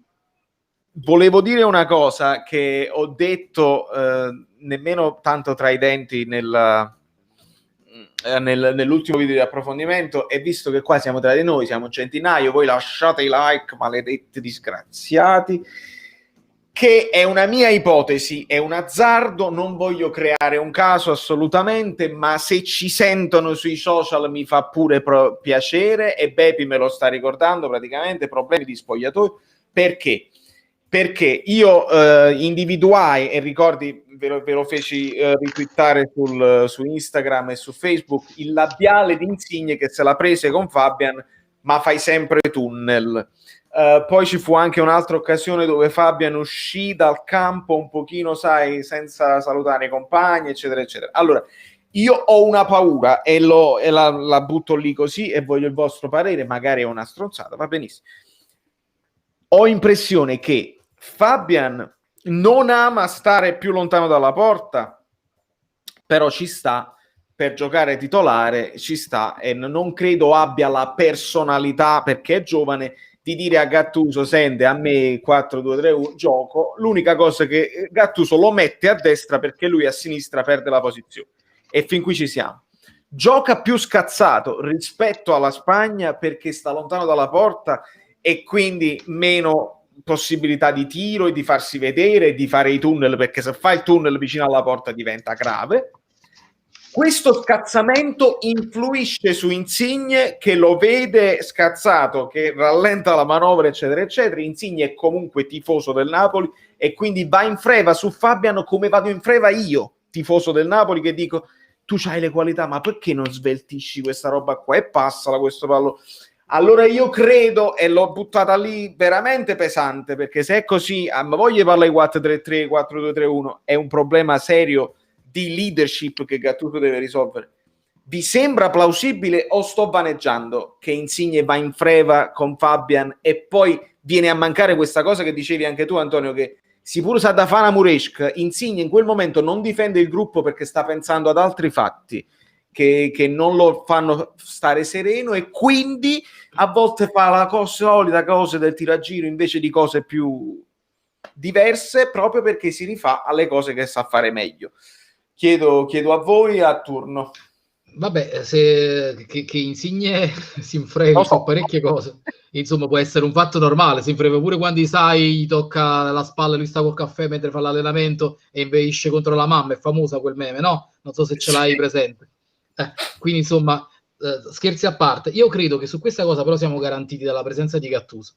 Cioè, se Gattuso ha avuto la sensazione o ha la sensazione che qualche cosa nello spogliatoio si sia rotta, guarda che Gattuso è uno che mette fuori squadra anche a Insigne, soprattutto perché con lui c'ha un ottimo rapporto a quanto pare, quindi l'avrebbe chiamato sicuramente in disparte per dirgli: guarda, appara la situazione con Fabian. Io credo che Fabian si becchi la cazziata e se la tenga pure.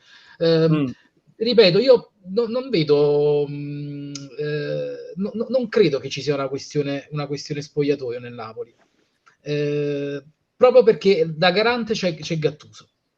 Sono sincero, cosa che io vedevo l'anno di Ancelotti, quest'anno non riesco a vederci questo problema. Ok, vediamo cosa ne pensa Peppe, mentre il mio mod mi dice: siamo sicuri che quei gruppetti di senatori che hanno creato problemi con Ancelotti siano stati rasi al suolo?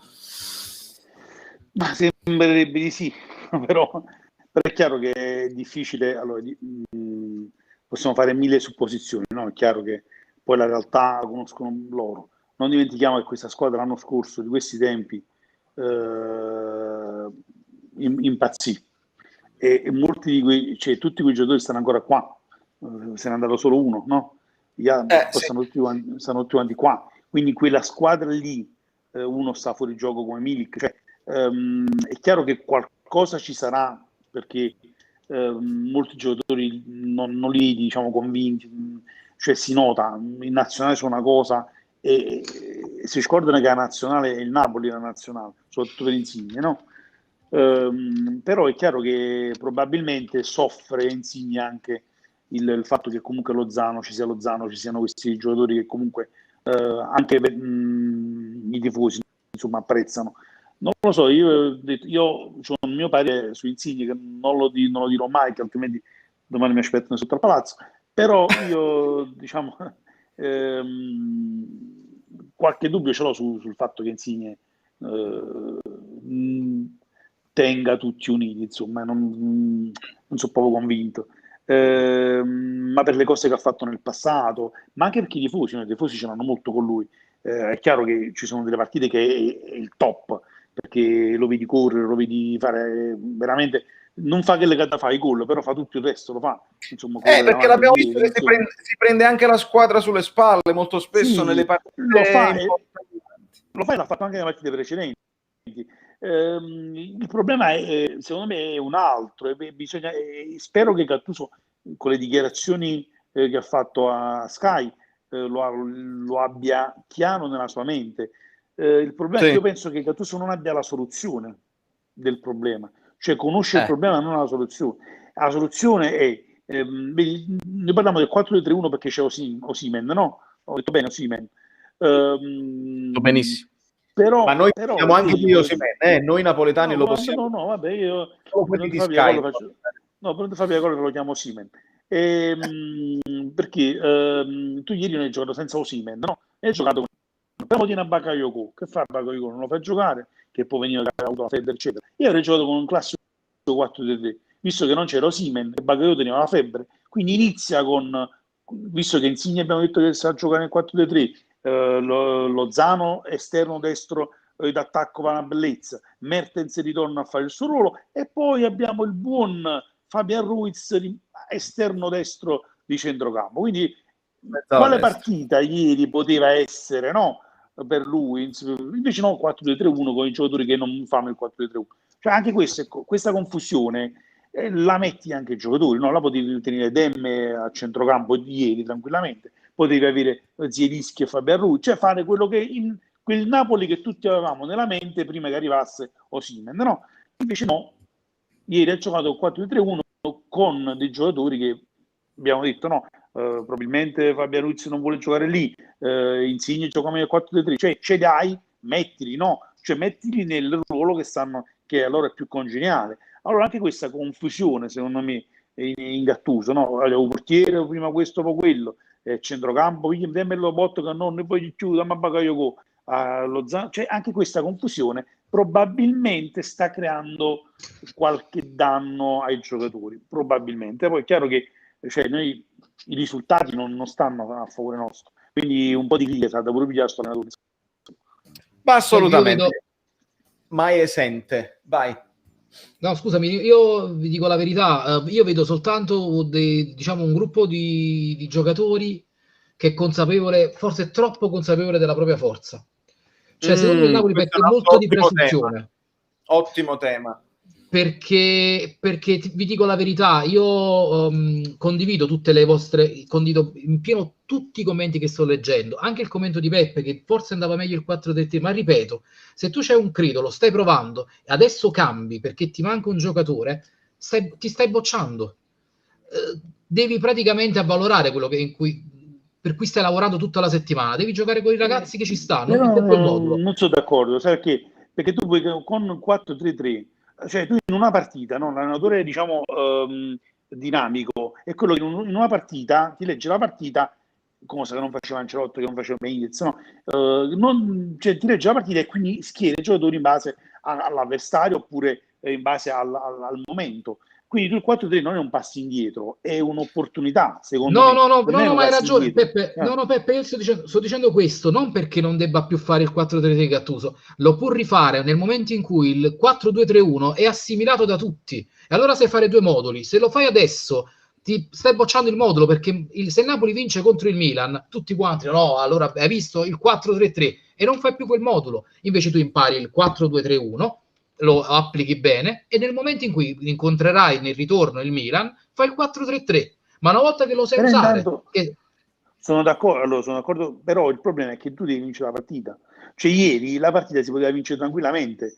Cioè nel momento in cui tu vuoi fare il 4-3-1, fare nel secondo tempo, probabilmente mettendo nel secondo tempo Bakayoko che aveva la febbre e quindi non poteva fare tutta la partita, magari mettevi a Petagna e toglievi e mettevi Mertens, cioè lo puoi tranquillamente fare nel secondo tempo, non è che ho detto che tu non lo devi fare, però è chiaro che se tu hai i giocatori che ti fanno fare il 4-2-3-1 bene, non ce li hai, perché Osimhen si è fatto male, che Bakayoko c'ha la febbre, a quel punto gioca al 4-3 e poi nel secondo tempo metti i giocatori ideali per il 4-2-3-1, come faceva nelle amichevoli quest'estate.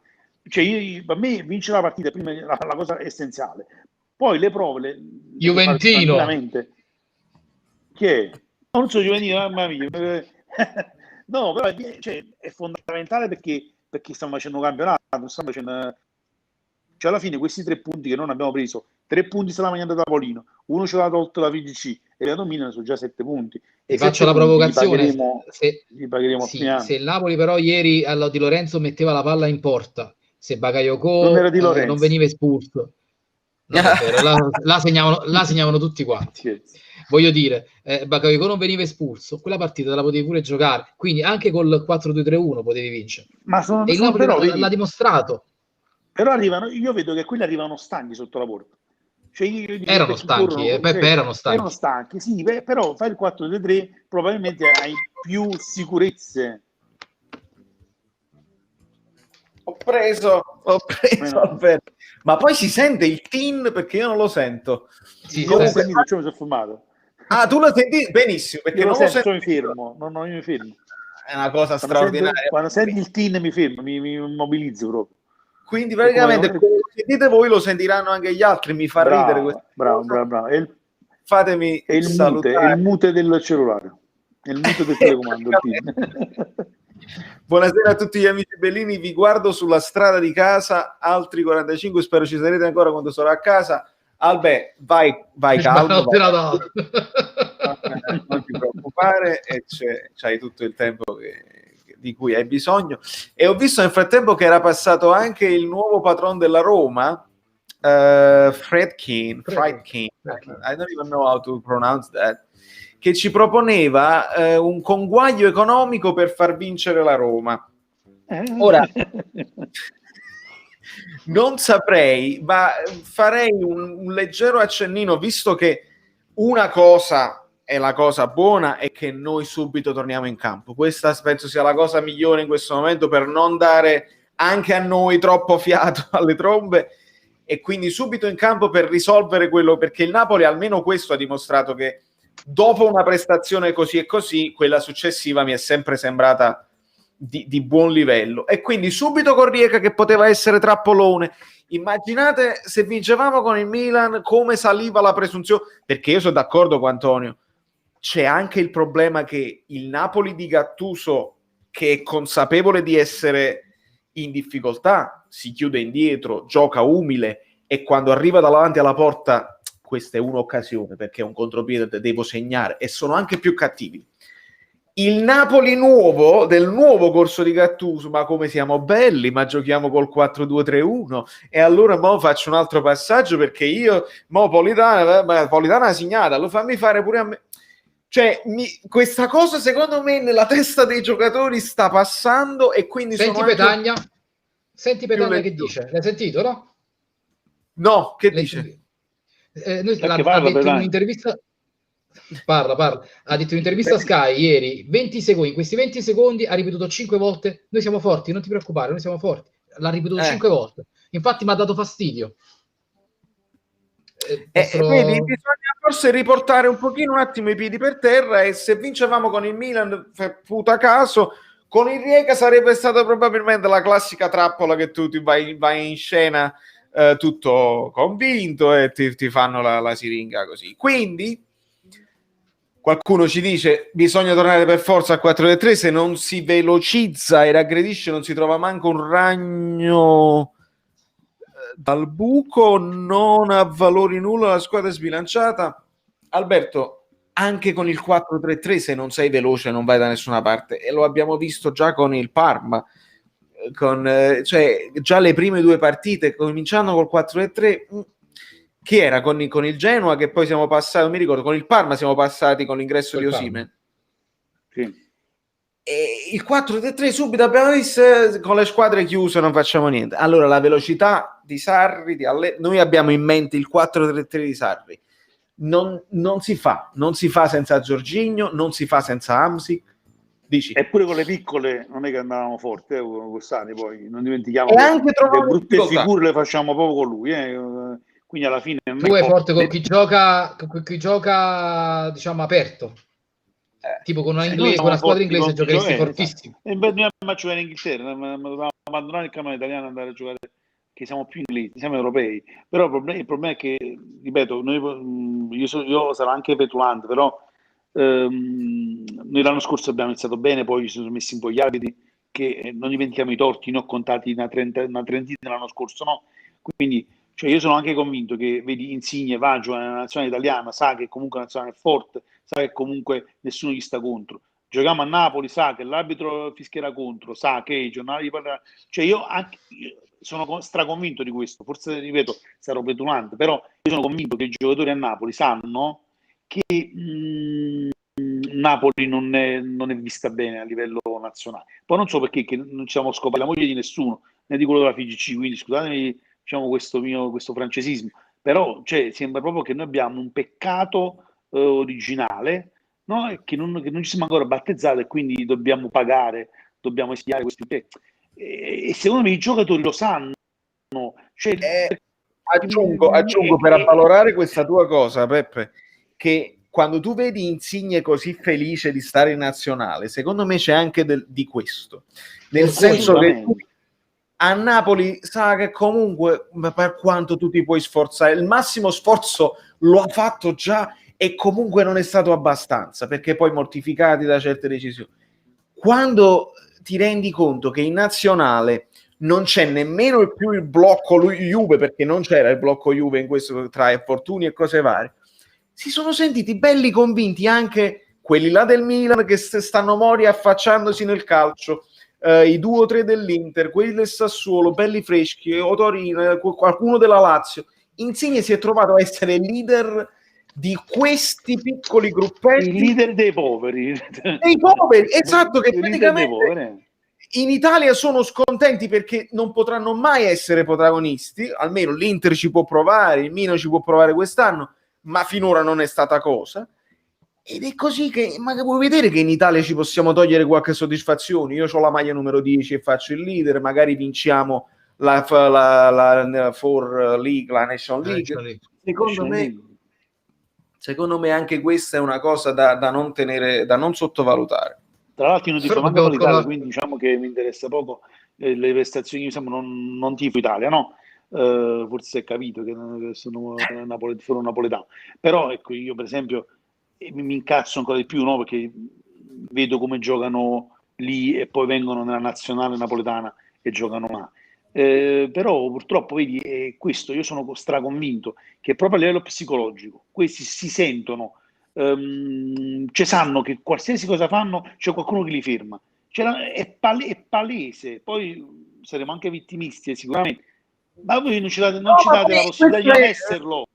Mi rifaccio al messaggio che questo è il problema di Napoli, la personalità. Quando noi diciamo questa cosa è un attacco anche a noi stessi, perché noi dovremmo essere più tosti delle avversità e almeno dimostrare a noi tifosi, e ci cacciano fuori, l'abbiamo messa tutta, noi abbiamo buttato. ma ce l'abbiamo messa quasi tutte, e poi a Milano con l'Inter quell'arbitro si inventa l'impossibile e noi perdiamo lo scudetto. Però Cioè, alla fine Peppe, queste cose fanno storia e restano diciamo, nella psiche e nell'inconscio dei giocatori, perché il giocatore lo sa, perché quelle cose che noi subiamo come tifosi, loro le subiscono come giocatori, perché loro alla fine partita vedono che Koulibaly ha fatto l'incontro di pugilato con Ibrahimovic, che viene atterrato in aria e il VAR, guarda caso, in quel momento si fermano il caffè, forse stavano seguendo Caffè Napoli probabilmente, e quindi si fermano il caffè. Cioè, allora tutte queste cose si accumulano e il giocatore poi alla fine, che è un ragazzo, non è che sì, sono professionisti ma hanno 20 anni, insomma, no, anche loro, cioè, sanno che danno il meglio, danno il massimo, però poi ci sta sempre il dovere, il valeri, il sasiccio dell'occasione che ti fa sfumare con un'ammonizione misurata, perché tu Bagaglio come l'ammonisci all'inizio del primo tempo, mi stai fermando praticamente il centrocampo, c'è il di rottura del Napoli, no? E qui praticamente me l'hai moneta su qua. Cioè, quelli sono, come dicevano, tagliati con il bisturi, no? Sono scelte tagliate col bisturi, quella di ammonire quello lì, di fare questo, perché come quando tu ammonisci un difensore centrale di una squadra, quello non giocherà più come avrebbe giocato senza, diciamo, la munizione. È la stessa cosa. Allora, queste cose i giocatori le capiscono, le prendono e inconsciamente sono condizionati. Io li voglio giustificare così, perché poi a un presa 1-1 sono bravi ragazzi, giocano anche bene le proprie nazionali, danno il meglio, perché lo Zano non è uno scema, così come Insigne, così come gli altri. Nel Napoli, quindi tutti questi bravi giocatori messi in Napoli dovrebbero essere una bomba. Invece non sono una bomba, sono un trick track, neanche, forse una bottarella, quella piccolina che non spara niente là. Non lo so, no, volevo fare una cosa registica perché sapevo... Hai fatto bene. Perciò, no, nel senso io... No, guarda, senza parole, la vignetta era. No, io dico che dovremmo uscire da questa visuale che è classica del napoletano, ahimè. È quella insomma di pensare sempre che ci sta qualcuno che poi è anche la verità, però la reazione a questa cosa non è ripetercelo e reagire facendo vedere sì, ci sta qualcuno che insomma ci vuole male e noi vi facciamo vedere. È un po' quello che ha fatto questo signore alle mie spalle. Questo signore alle mie spalle viene tartassato dai giornali. Io, forse Valerio era un po' più... Io avevo 7-8 anni, fino a 13 anni ho visto Maradona, ero piccolo, ma ricordo che tutti ne parlavano male. Cioè, mai nessuno bene. Parlo del giornalismo nazionale. Ora sono tutti lecchini di Maradona, perché voglio dire, col senno di poi, un pazzo direbbe che Maradona era un giocatore mediocre o comunque non determinante. Ma Maradona, la forza di Maradona era stata questa, quella di prendere Palefier e farlo diventare un grandissimo difensore. Quello di prendere Gianfranco Zola, che praticamente faceva il raccattapalle, e insegnargli a tirare dei calci di punizione. Era quello che diceva: ragazzi, noi a Torino normalmente in un campionato normale noi perdiamo, stavolta invece vinceremo. E non diceva come fa Ibra a vincere perché io sono Ibra, c'è Ibra che ci pensa, diceva no, perché scendiamo in campo forti, siamo più forti, ce li motivava. Ecco, la reazione che io vorrei da questi nuovi giocatori è questa qui, perché guardate, le cose sono cambiate. Noi ci dicevamo tanto tempo fa, noi voglio dire siamo esperti diciamo di videoconferenze però private, perché ce le siamo fatte nel passato quando il Napoli stava in Serie C. Ci dicevamo nel tempo, quando siamo risaliti in Serie A, il Napoli non avrà, la differenza tra Napoli e la Juve è che la Juve c'è la panchina lunga, perché a Napoli nessuno verrà forte che dice decido di fare la panchina. Ragazzi, ieri invece in panchina c'erano giocatori fortissimi, c'era Zielinski in panchina, ci stava Petagna in panchina, ci stava Llorente in panchina, attenzione, Llorente in panchina, Setterim, facimmole giocare, perché non c'è vero sostituto di Osimhen. Quindi voglio dire, attenzione anche a questi piccoli dettagli. Magari Giuntoli in campagna acquisti, prendilo un vice Osimhen, perché Petagna non è il vice Osimhen. E quindi voglio dire, se Petagna già ce l'avevi, Petagna però se il gioco nuova prevedeva un giocatore come Osimhen e vuoi praticamente sempre fare quel gioco là, tu adesso c'hai tre prime punte completamente diverse tra loro, il che è ottimo se vuoi diversificare il gioco, ma se te ne manca uno e vuoi fare quel gioco là non ce l'hai, No, ma poi c'è un altro problema, tu ne metti in campo ogni partita 4 di queste punte. E quindi praticamente in panchina, mo ieri ce n'avevi solo uno di sostituto, perché non c'era Osimhen. Quindi anche questo è un altro argomento, c'era la gestione anche del caso Milik, la gestione di Llorente, di un'eventuale altra punta. Però voglio dire, ritornando a quella cosa, le cose sono cambiate. Il Napoli in panchina, ora ci si siede in panchina, anche se sei forte. A Napoli i giocatori vengono, Politano è venuto, ha lasciato l'Inter, è venuto qui, è venuto Osimhen, che voglio dire sicuramente era ricercato da altri calciatori. Lozano, ragazzi, Lozano è la star del Messico. Voi non avete idea della potenza di Lozano. Vorrei soltanto darvi dei piccoli dettagli. Se andate sul profilo di Lozano di Instagram, prima di ogni partita, la televisione nazionale messicana manda praticamente una pubblicità che poi gira chiaramente a Lozano, che posta su Instagram, nella quale praticamente dice orario, giorno in particolare, quindi alla nazione intera, dice ragazzi questo giorno gioca il Napoli alle ore 20:30, collegatevi che c'è il Napoli di Lozano. Cioè il Napoli ha acquisito una visibilità internazionale incredibile. Incredibile, quindi non è più come prima. Per questo vi dico, ragazzi, se ci sta l'espulsione su Ibrahimovic, non dobbiamo piangere, dobbiamo raccontarla facendo vedere i video, protestando, perché non siamo soltanto qui in Italia. Quando è successa la partita a tavolino, io poi non ho postato su Caffè Napoli perché ero davvero, davvero, e lo sono ancora, incazzatissimo per questa questione. I giornali spagnoli si sono davvero dati la mano tutti quanti e si sono schierati contro la Juve. Contro la Juve. Tutti, postando, diciamo, una cosa. Cioè è arrivato... Parato. Luca, grandioso. Se Gattuso non ha messo Zielinski ed Elmas, sa lui perché. Però volesse sapere pure. Ve lo dico io perché. Te lo dicevo.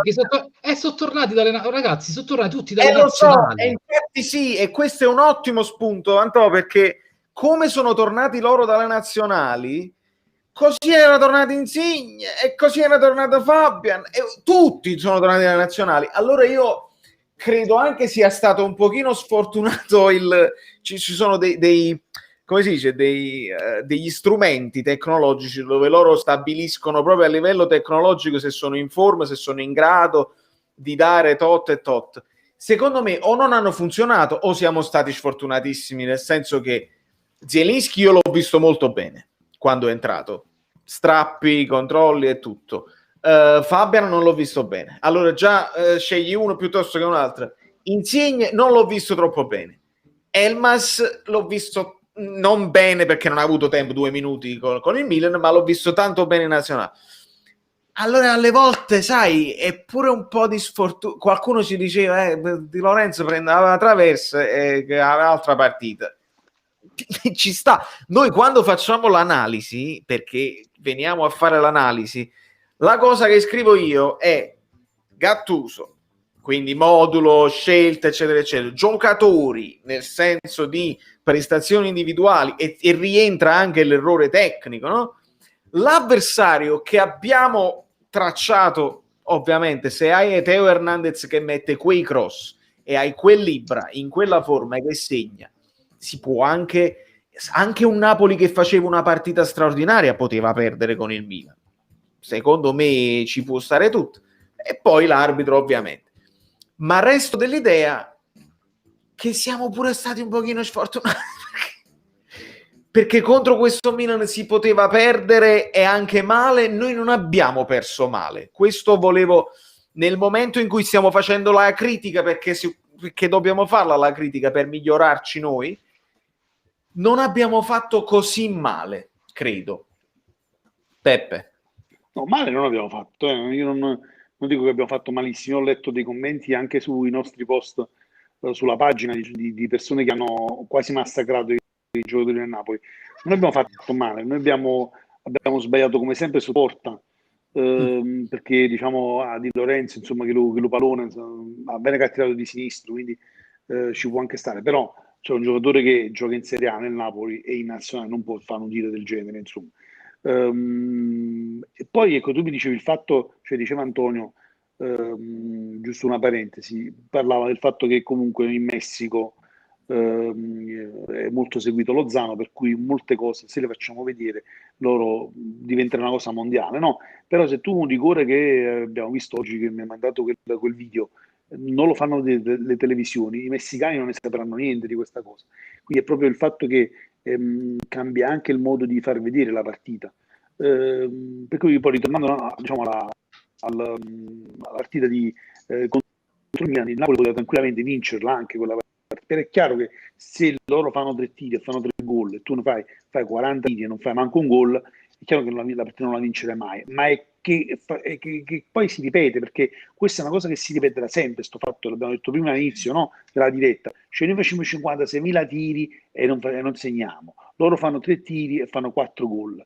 E allora fin quando sarà così e che siano... È vero. ma è così, perché io dicevo un'amnesia, perché a una certa età uno inizia a dimenticarsi le cose. L'ex portiere, scusate questa coda, ma è il gatto che ha deciso di partecipare. Siamo tutti avanti. di partecipare allo stadio. Dove è andato? Di partecipare alla diretta anche lui. Ecco qua. Amore, bellissimo. Che pelo che ha fatto. Hai visto? Per cui praticamente se noi continueremo a macinare tanto gioco, come abbiamo fatto anche la volta scorsa, però poi segniamo. Io vedo una cosa, no? Una cosa che ho notato. Noi arriviamo verso l'avversario, mettiamo al centro, puntualmente sbagliamo il passaggio. Gli avversari lo sbagliano il passaggio, segnano. Cioè, è questo che probabilmente manca pure, no? Il fatto che i giocatori, cioè, è come se quella palla bruciasse così tanto che uno se la deve liberare subito, no? Come mi viene, moto passa al centro, poi se siamo fortunati segniamo. Cioè, anche questo è una cosa che io ho notato. Poi è chiaro che diciamo il calcio, la visione del calcio è una cosa soggettiva, no? Però io vedo pure molte volte che arriviamo sotto porta e facciamo dei passaggi che sono vergognosi, che non segnerà manco per sbaglio il Napoli per come fa questi passaggi, per cui ci sono tanti problemi. Però ecco, non abbiamo meritato di perdere, perché comunque il 3-1 è bugiardo, no? Così come la sconfitta col Sassuolo è bugiarda, così come la sconfitta che abbiamo fatto in Europa League con il Rijeka là è bugiarda, cioè sono tutte bugie che però noi ci alimentiamo, insomma, no? Cioè, non so, io sono a volte sono disperato, io non c'è manco la rubrica la mattina quando il Napoli perde sul Caffè Napoli, proprio perché mi è veramente dura. Antò, giusto per riportare un attimo, anche perché abbiamo parlato di mezzo pieno, mezzo vuoto, eccetera, eccetera, la vogliamo considerare il fatto che le sconfitte in campionato, ora al di là di quella a tavolino, vengono con il Milan primo in classifica e con il Sassuolo secondo in classifica? Può avere senso? Oppure è troppo presto? Se influenza la forza della squadra. Sempre con quelle più in forma, poi dopo non finiranno prima in classifica così, ma in questo momento, cioè in quel momento il Sassuolo in fiducia, poi dopo il Sassuolo stecca con l'Udinese, Milan che comunque sta facendo questo rollino straordinario, poi vediamo se si ferma, perché comunque in Europa avevano steccato con il Lille e qualcuno diceva, vedi, allora se hai perso con Lille, con Napoli devi fare... Non lo so, alle volte... Dico, tieni anche presente che il Napoli è considerato dagli addetti ai lavori come una squadra difficile, quindi la preparano in maniera molto attenta. E te lo fa notare, per esempio, la marcatura su Koulibaly, ti hanno fermato, cioè si era studiato per bene bravissimo Napoli che ripartiva dalla difesa. E quindi il Napoli viene affrontato come una grande squadra, perché io vi dico la verità, il Napoli è una grande squadra. Io vedo le formazioni degli altri, secondo me tra Juventus, Inter e Napoli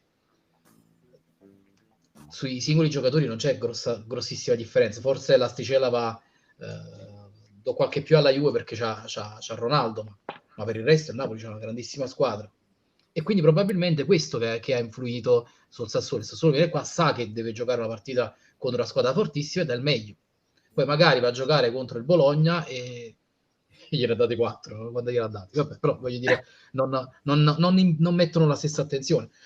Con questo non sto dicendo che il Napoli non abbia difetti, cioè, perché sembra che io voglia difendere sempre il Napoli. Cioè il Napoli ha dei difetti, cioè io se avessi la possibilità di intervistare Gattuso gli chiederei, ma Rino, ma perché devi partire sempre dalla difesa? Perché c'è questa necessità di ripartire sempre da lì?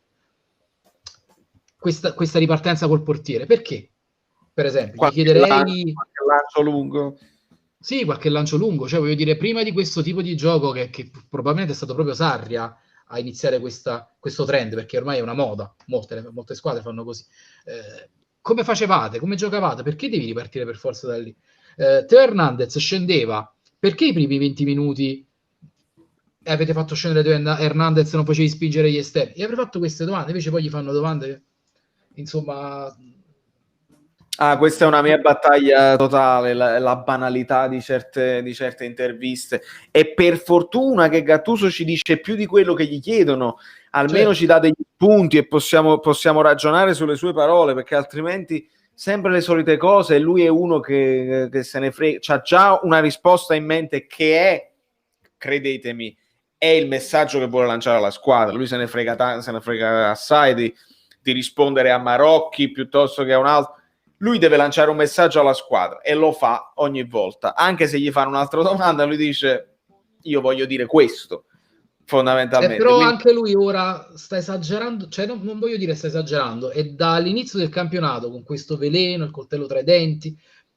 Ora, se dopo 8 partite questo veleno non riesce ancora a farlo uscire, ora ti stai dando un po' la zappa sui piedi, quindi anche Gattuso un attimo deve cercare anche di riflettere sulle motivazioni che dà a Sky, perché si sta dando in pasto ai lupi, non lo sta dicendo tra di noi.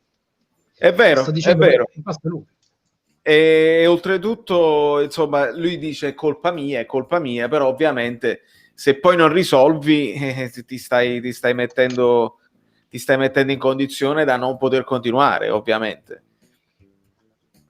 Sì, io non credo che ci siano questi presupposti perché siamo ancora all'ottava partita, cioè all'ottava giornata, in realtà per il Napoli è la settima, abbiamo un punto di penalizzazione, una partita non giocata e quindi insomma tutto è ancora aperto, però insistere su questo lato caratteriale soltanto, perché io credo che ci siano anche dei motivi tecnici e tattici, oltre che quelli diciamo di ambiente, perché ci sono anche delle cose positive dello stare nello spogliatoio di Napoli, del Napoli, quindi voglio dire, può essere compensata questa storia.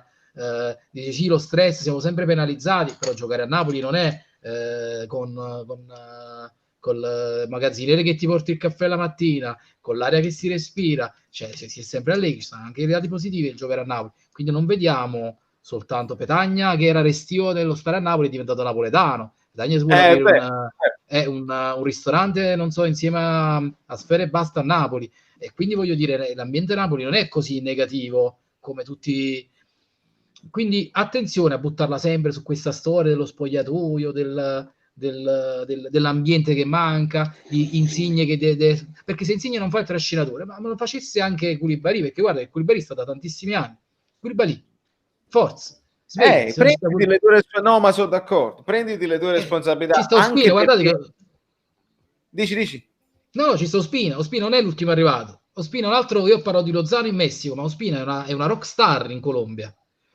Forza, prendetevi la squadra in mano. Non deve essere per forza Insigne. Insigne è il capitano. E poi praticamente ci stanno altri che urlano. E ci sta Isai, ragazzi, Isai è uno che dallo spogliatoio è amatissimo. Sì, lo dico sempre.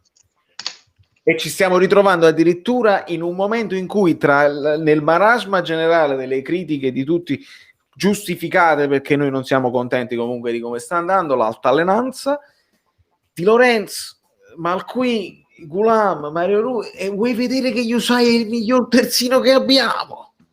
Cioè siamo arrivati al paradosso che era il più attaccato in assoluto. Yusai non può giocare neanche in Serie C, Yusai fa piede e piede, Yusai non ha né fisicità né qualità, né però è quello che ha l'applicazione fondamentalmente. Yusai fa per e per. È apprezzato da tutti, però... è apprezzato da tutti. Comunque anche Sari lo apprezzava. Probabilmente ci vedono qualcosa che noi non vediamo, però è lo stesso apprezzato dagli allenatori. È lo stesso Gattuso, quando ce l'ha a disposizione molto spesso infatti, lo preferisce. Sta pure insistendo a fargli rinnovare il contratto, insomma, no? Quindi probabilmente è un giocatore che ha delle caratteristiche particolari che noi che non siamo esperti di calcio probabilmente non riusciamo a vedere, insomma. Io non riesco a vedere Isai, però diciamo che questo è il calcio, insomma. Del resto cioè, noi ci facciamo tante domande che non hanno risposta, no? Cioè, qualcuno dice perché non ha giocato al 4-2-3, qualcuno dice no 4-2-3-1, ognuno la vede in maniera diversa, e probabilmente Isai è uno di quei giocatori che fondamentalmente insomma serve tanto cioè lui Che lo gli fa giocare a addetti ai destra, a lavori hanno un sinistra. valore completamente diverso rispetto a chi guarda la Sì, partita da infatti casa. chi lo guarda uno Ragazzi, che perché non è la per quanto PlayStation, diciamo ragazzi. No, dicevo, non è la PlayStation il calcio, quindi al di per là questo del... dico no, ma infatti non questo dico, un problema, noi ci facciamo anche capire dall'emozione, no? Perché comunque noi siamo tifosi innanzitutto, quindi molte volte i nostri giudizi sono anche condizionati dal risultato, da tante cose che comunque ci condizionano. Gli allenatori invece no, vedono cose che noi veramente non Però vediamo. l'analisi è interessante, cioè le analisi che facciamo sono interessanti perché, per esempio, anch'io mi sono chiesto, visto che Manolas aveva difficoltà di impostare, perché i piedi non sono quelli di Koulibaly, perché non ha giocato Maksimovic? Cioè sono domande che uno va bene che se le fa, se le pone. Il problema poi alla fine, secondo me, il tifoso e il giornalista deve starsi alle indicazioni dell'allenatore, perché sicuramente Gattuso saprà che magari Maksimovic non sta in forma.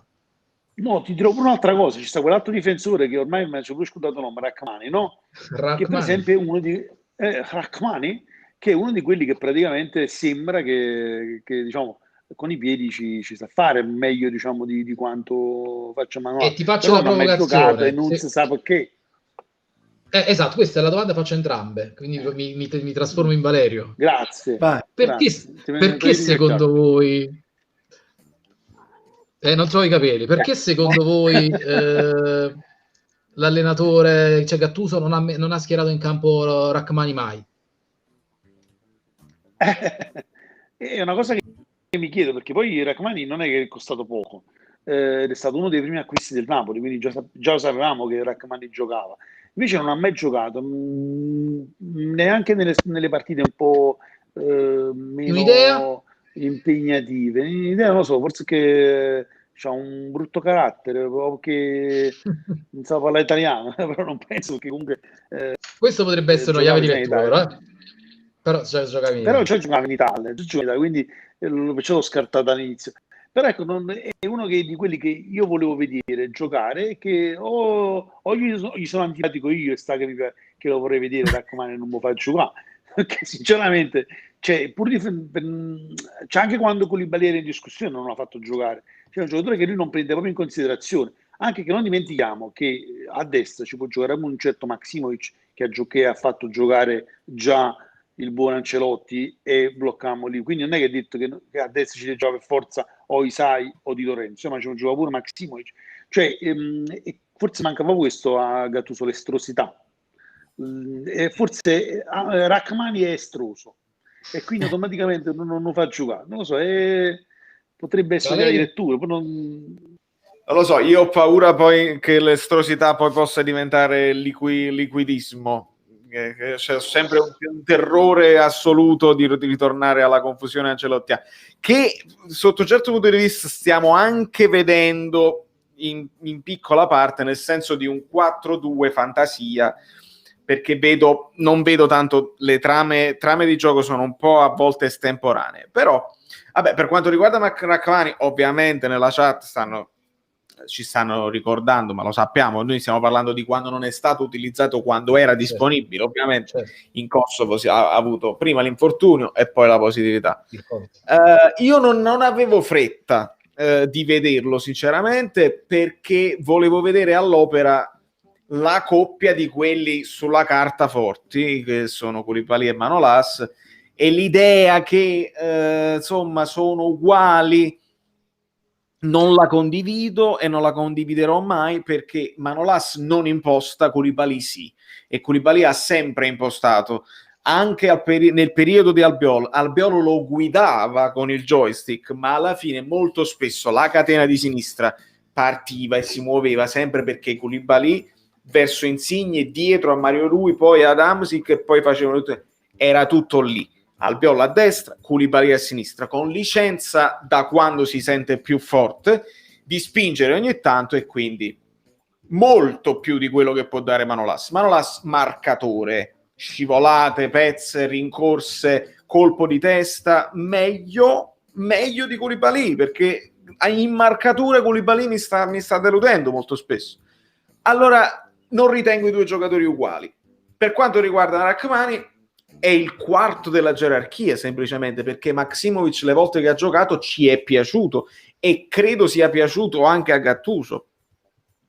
Aggiungiamoci che se manca Manolas, con Maksimovic hai un po' di impostazione un pochino più pulita con i piedi, ed ecco che Rachmani diventa il giocatore che è stato preso un po', perché poi si è stato detto, l'ha detto proprio lui in un'intervista, che si pensava che Koulibaly andava da qualche altra parte e ti eri parato la palla comprando un giocatore che comunque ha dimostrato di essere uno dei più forti l'anno scorso in recupero palla, però non in impostazione, non mi ricordo caratteristiche di passaggi riusciti o di grandi numeri a livello di passaggi riusciti.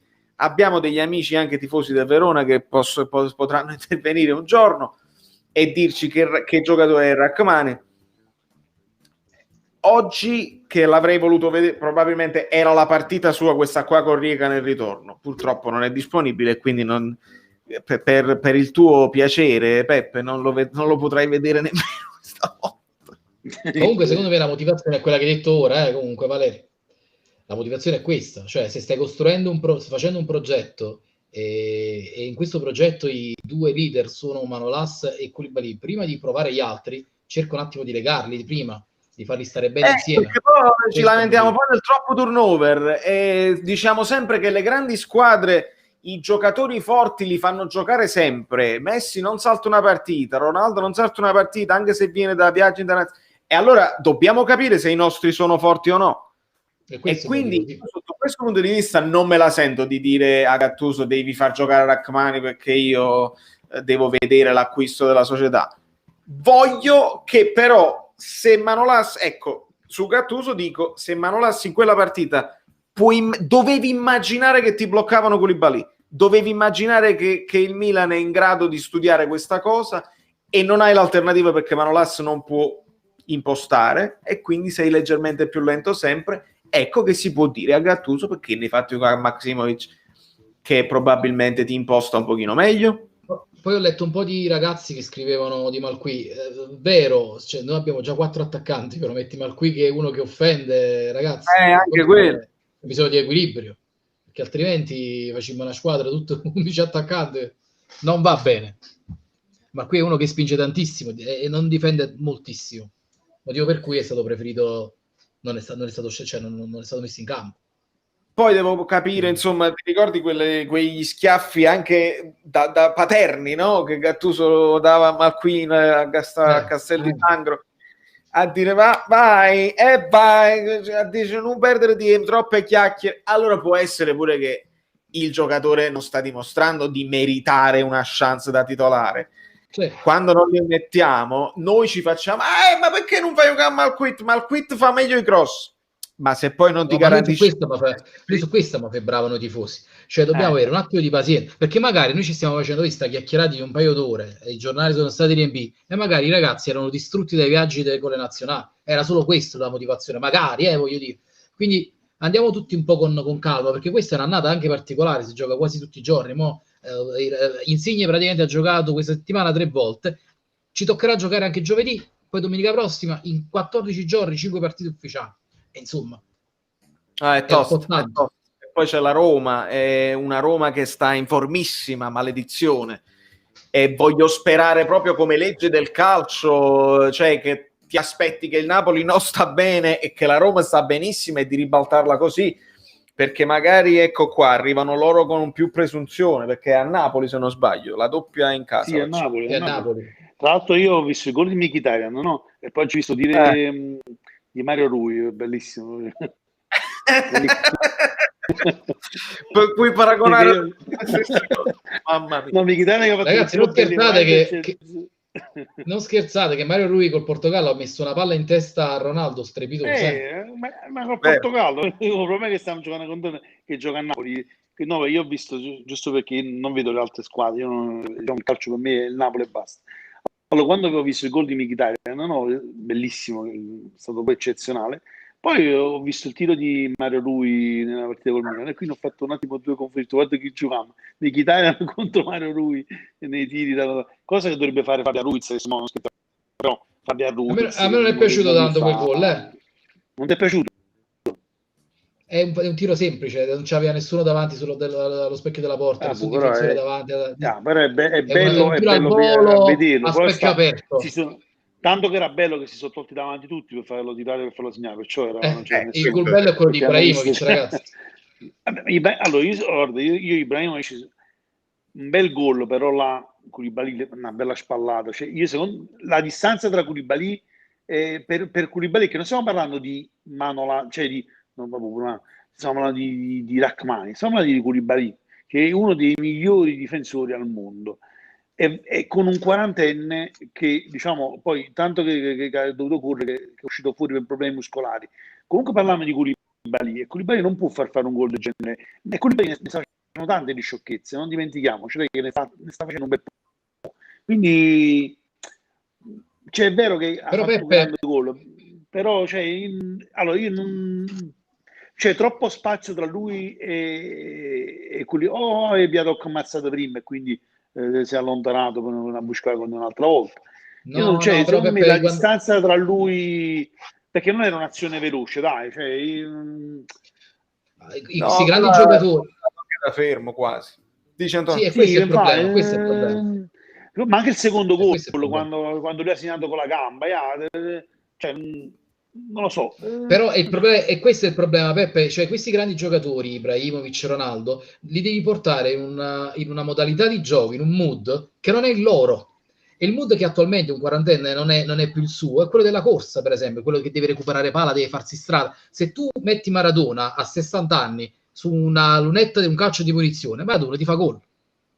Capito? Tu a Ibra non lo devi mai lasciare da solo, uno contro uno, in condizioni di fare quella cosa lì, perché è un fuoriclasse, capito? Sì, come lasciare il tiro da mezza altezza a Totti fuori area. Però non stava sotto la porta, anche io, un nostro ascolta, ha visto un messaggio che Meret, la colpa era di Meret.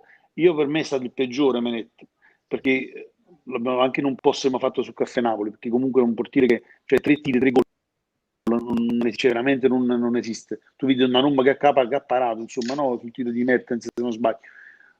Cioè, non si può. Però è anche vero che il difensore serve anche a quello. Cioè, ma lascia che il portiere non ha parato, però un difensore non può fare tirare. Cioè, è inaudito che un gioco, pure Ibrahimovic, però che fa un gol da quasi fuori area su un'azione molto lenta con il difensore più forte, uno dei più forti del mondo, che ti fa fare quelle colpe destre. Cioè, secondo me, ma proprio perché lì era Koulibaly e non era un altro difensore, perché al posto di Koulibaly c'era Maximovic piuttosto che un altro, potevo anche dire che grande gol ha fatto Ibrahimovic. Però proprio il fatto che c'è Koulibaly là, che lo fa quel colpo di testa da solo, sì, è difficile da accettare che sia proprio il migliore dei nostri. No, perché là sei Ibrahimovic di 40 anni e ci sta Koulibaly nella migliore cioè nel momento migliore per un giocatore, no? L'età di Koulibaly è proprio il momento migliore per un giocatore, e con uno che sta quasi in pensione e tu ci fai fare che lo tira. Poi è chiaro, è Ibrahimovic, però là è Koulibaly, cioè non stiamo parlando di un altro difensore, sia chiaro.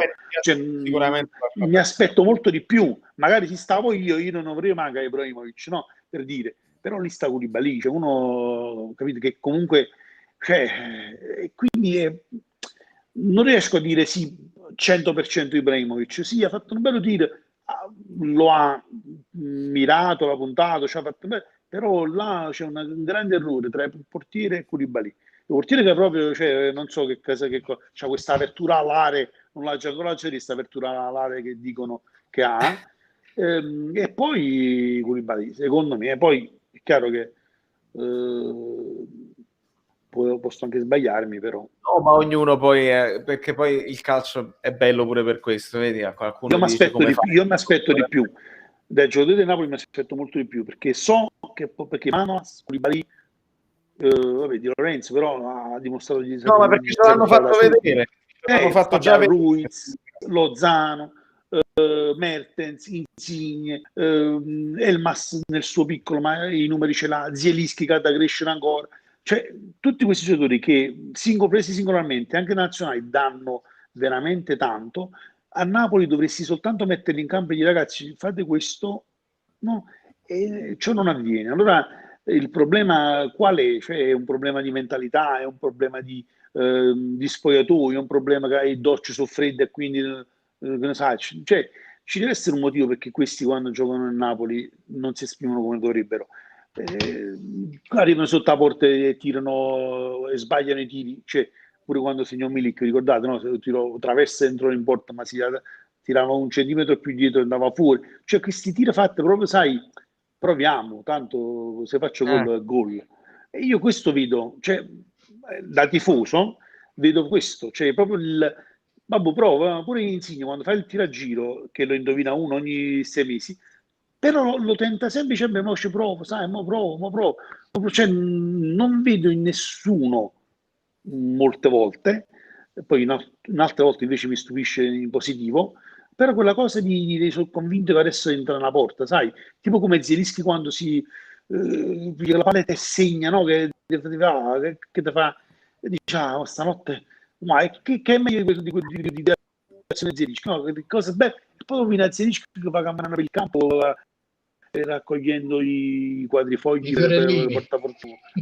Cioè, allora vedi queste differenze e dici, ma qual è chi è Zielinski? Quello che ti piglia i quadrifogli nel campo o quello che invece piglia la palla e arriva fino sotto la porta e tira quello dire che ti fa gol e la tua gol arriva praticamente nello stadio? Qual è Zielinski? Cioè, chi è dei due? Zielinski è quello del doppio passo, ormai è amante, fa questi doppi passi in una posizione del campo che ogni volta può fare, ma sempre là, lo fa sempre, però mi piace perché significa che ce l'ha. Perché chi lo sa che ci piace, cioè, lo fa per te, lo fa. Andoc, se ci piace sta cosa, mo ce la faccio vedere, insomma. Mi piace tanto questo fatto. Zielinski deve esplodere ancora, ma se esplode, perché secondo me ce n'ha tantissimo.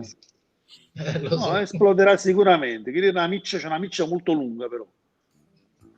Tutto è cambiato da quando è andato via Hamsik, e qua lo so che ad Antonio un pochino la lacrimuccia scatta, non so Peppe, ma ragazzi, prima di farvi rispondere su questo tema che Marat ci lancia, e possiamo approfondirlo anche non solo a livello tecnico ma anche a livello di leadership silenziosa nello spogliatoio, devo chiedere, è una cosa che faccio spesso, siamo a oltre 2 ore di like, voi ragazzi quando sentite di dover andare, qualsiasi cosa, non vi fate problemi. No, voglio che i miei amici devono, perché io ho il bot, il night bot che risponde, non devo rispondere io, dobbiamo farlo come rito. Bisogna scrivere e poi cliccate invio quando ve lo dico io, perché non che lo fa ognuno quando vi dico io il via. Voi preparate nel frattempo la scritta, cellulare o computer, punto esclamativo Forza Napoli, tutto attaccato, e poi faremo rispondere al bot e vi dico io quando, perché ragazzi noi stiamo facendo le pulci ad un Napoli che comunque è di un grande livello, è un Napoli che comunque secondo me ci potrà togliere delle soddisfazioni, stiamo facendo le pulci. I tifosi del Milan che sto leggendo in chat ci stanno difendendo e ci stanno esaltando più alla grande di noi che invece con competenza, proprio perché non piangiamo, proprio perché l'arbitraggio lo abbiamo solamente accennato, quindi meriterebbe, solo per questo meritiamo adesso di dirci tra di noi tutti quanti Forza Napoli, quando adesso siete pronti? 1, voi non lo sapete questa cosa. 2, vedo i miei ospiti perplessi. 3, via Forza Napoli, e vedrete che adesso i 2 bot per rispondere alla risposta impazziscono e con un po' di ritardo facciamo impazzire tutti i server e un giorno pure salterà la connessione perché tutti i messaggi arrivano contemporaneamente, ed ecco che cominciano ad arrivare. Eccolo qua. Ah no, Benedetto ha sbagliato, Alberto ha sbagliato, ma vedo che Gianzo l'ha scritto bene, lui l'ha scritto bene, Beppi, vedi gli amici bellini, è come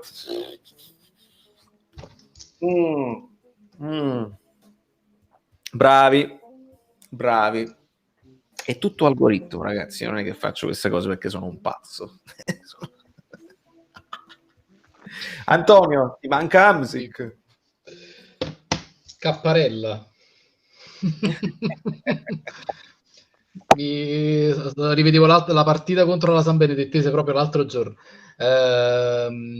Ragazzi, Marek è stato secondo me uno dei giocatori che rimarrà nel mio cuore, un po' come Diego, un po' come Lavezzi, un po' come Cavani. Però poi a un certo punto se n'è andato a metà stagione. Ecco. Concludo qui. No, ma ci sta come riflessione, perché uno vuole capire tutto, però non hai voluto portare a termine un percorso fino in fondo. Pure io ci sono rimasto un po' male, sinceramente. Poi lui non era un capitano, ecco, noi stiamo parlando di capitani con le palle, lui il carattere forte alla Ibra non ce l'aveva. Lui è il capitano timido. Sì. Il capitano timido che spesso, ricordiamoci bene, perché è giusto dire che ci manca Hamsik, ricordiamo ma quante volte durante una stagione abbiamo detto Hamsik si è spento, Hamsik deve fare quel salto di qualità per essere fuori classe, Hamsik sta sempre lì per diventare Gerrard e non lo diventa mai, Peppe? Infatti all'ultimo Hamsik si spende definitivamente, non l'abbiamo visto più, insomma, e non l'abbiamo visto più. No, io vedo per esempio Zielinski uguale ad Hamsik, no? Come potenzialità, come classe. La paura mia. Però se ne chiuda... La paura mia è quella che Zielinski aspettiamo un'esplosione che magari non è prevista. Cioè, perciò ho detto questa miccia lunghissima che condivide con Hamsik, cioè io amo e odio Hamsik, no? È quei giocatori che mi fanno impazzire nel bene e nel male. Nel bene perché ha lasciato comunque un ricordo spettacolare, insomma ha fatto delle cose eccezionali, un centrocampista che fa tutti quei gol è il top, però poi faceva delle cose che dicevo ma è possibile ma questo è Hamsik? Allora mi ha fatto sempre stare col dubbio, ma l'Hamsik buono o è il cattivo? C'è chi dei due è il vero Hamsik? Molte partite io poi vado molto a sensazioni, no? In molte partite bestemmiavo, mannaggia Hamsik, così mi faccio un insigne. Vuol dire che ti aspetti tanto, perché io non mi arrabbio di Yusai, per esempio, no, Yusai mi ha detto che è bravo, insomma, però io non lo ritengo bravissimo, però non mi arrabbio se sbagli dopo Yusai. Invece Hamsik, tu ti aspetti sempre che quel giocatore che ti caccia una monetina dalle mani, no? Al momento opportuno, invece no. Capite? Senti, quindi mi collego a questa sensazione di Charles Bukowski, tra l'altro che è grande Nick, io non te l'ho detto, ma lo adoro. Ho paura che Mertens stia passando lo stesso periodo di Hamsik prima di andarsene. Speriamo di no. No, ma non se ne va Mertens, non se ne va perché Mertens è legato a Napoli. Io poi ho la fortuna di conoscere di avere un mio strettissimo parente che è amico di tutti i giocatori. E già prima che lui, quando si diceva insomma che andava all'Inter, eccetera, mi ha detto no, io non se ne va da nessuna parte perché lui ama stare a Napoli, lui è napoletano, non è belga, insomma. Infatti lo chiamammo perché io incontrai Mertens all'aeroporto e insieme chiamammo mio cugino, no? E gli disse pure Mertens è mio cugino per dire il rapporto che c'hanno. E vi dico che disse questa è diciamo la parola che disse, e quindi so che molti giocatori insomma come Jorginho non sarebbe mai andato via da Napoli, cioè sono giocatori che sono molto legati all'ambiente, sono legati. Mertens ha fatto la storia di Napoli, sa che in qualsiasi altra città o squadra va, non è Mertens, ed è la stessa cosa che dico anche di Hamsik. Ti interrompo perché ci aggiunge Bukowski, intendo per quanto riguarda la fase calante, non a livello di cessione. Quindi no, ma Calante no, perché sta facendo ho capito. No, ma Calante no, perché sta facendo un ruolo diverso da quello che ha fatto fino ad oggi, insomma. Non è più l'attaccante centrale. Adesso gioca dietro le punte, insomma, poi è chiaro che in un 4-2-3-1 è diverso dal 4-3, ce lo siamo già detti, quindi probabilmente diciamo è un ruolo che deve adesso entrargli dentro, insomma, no? Sta studiando ancora.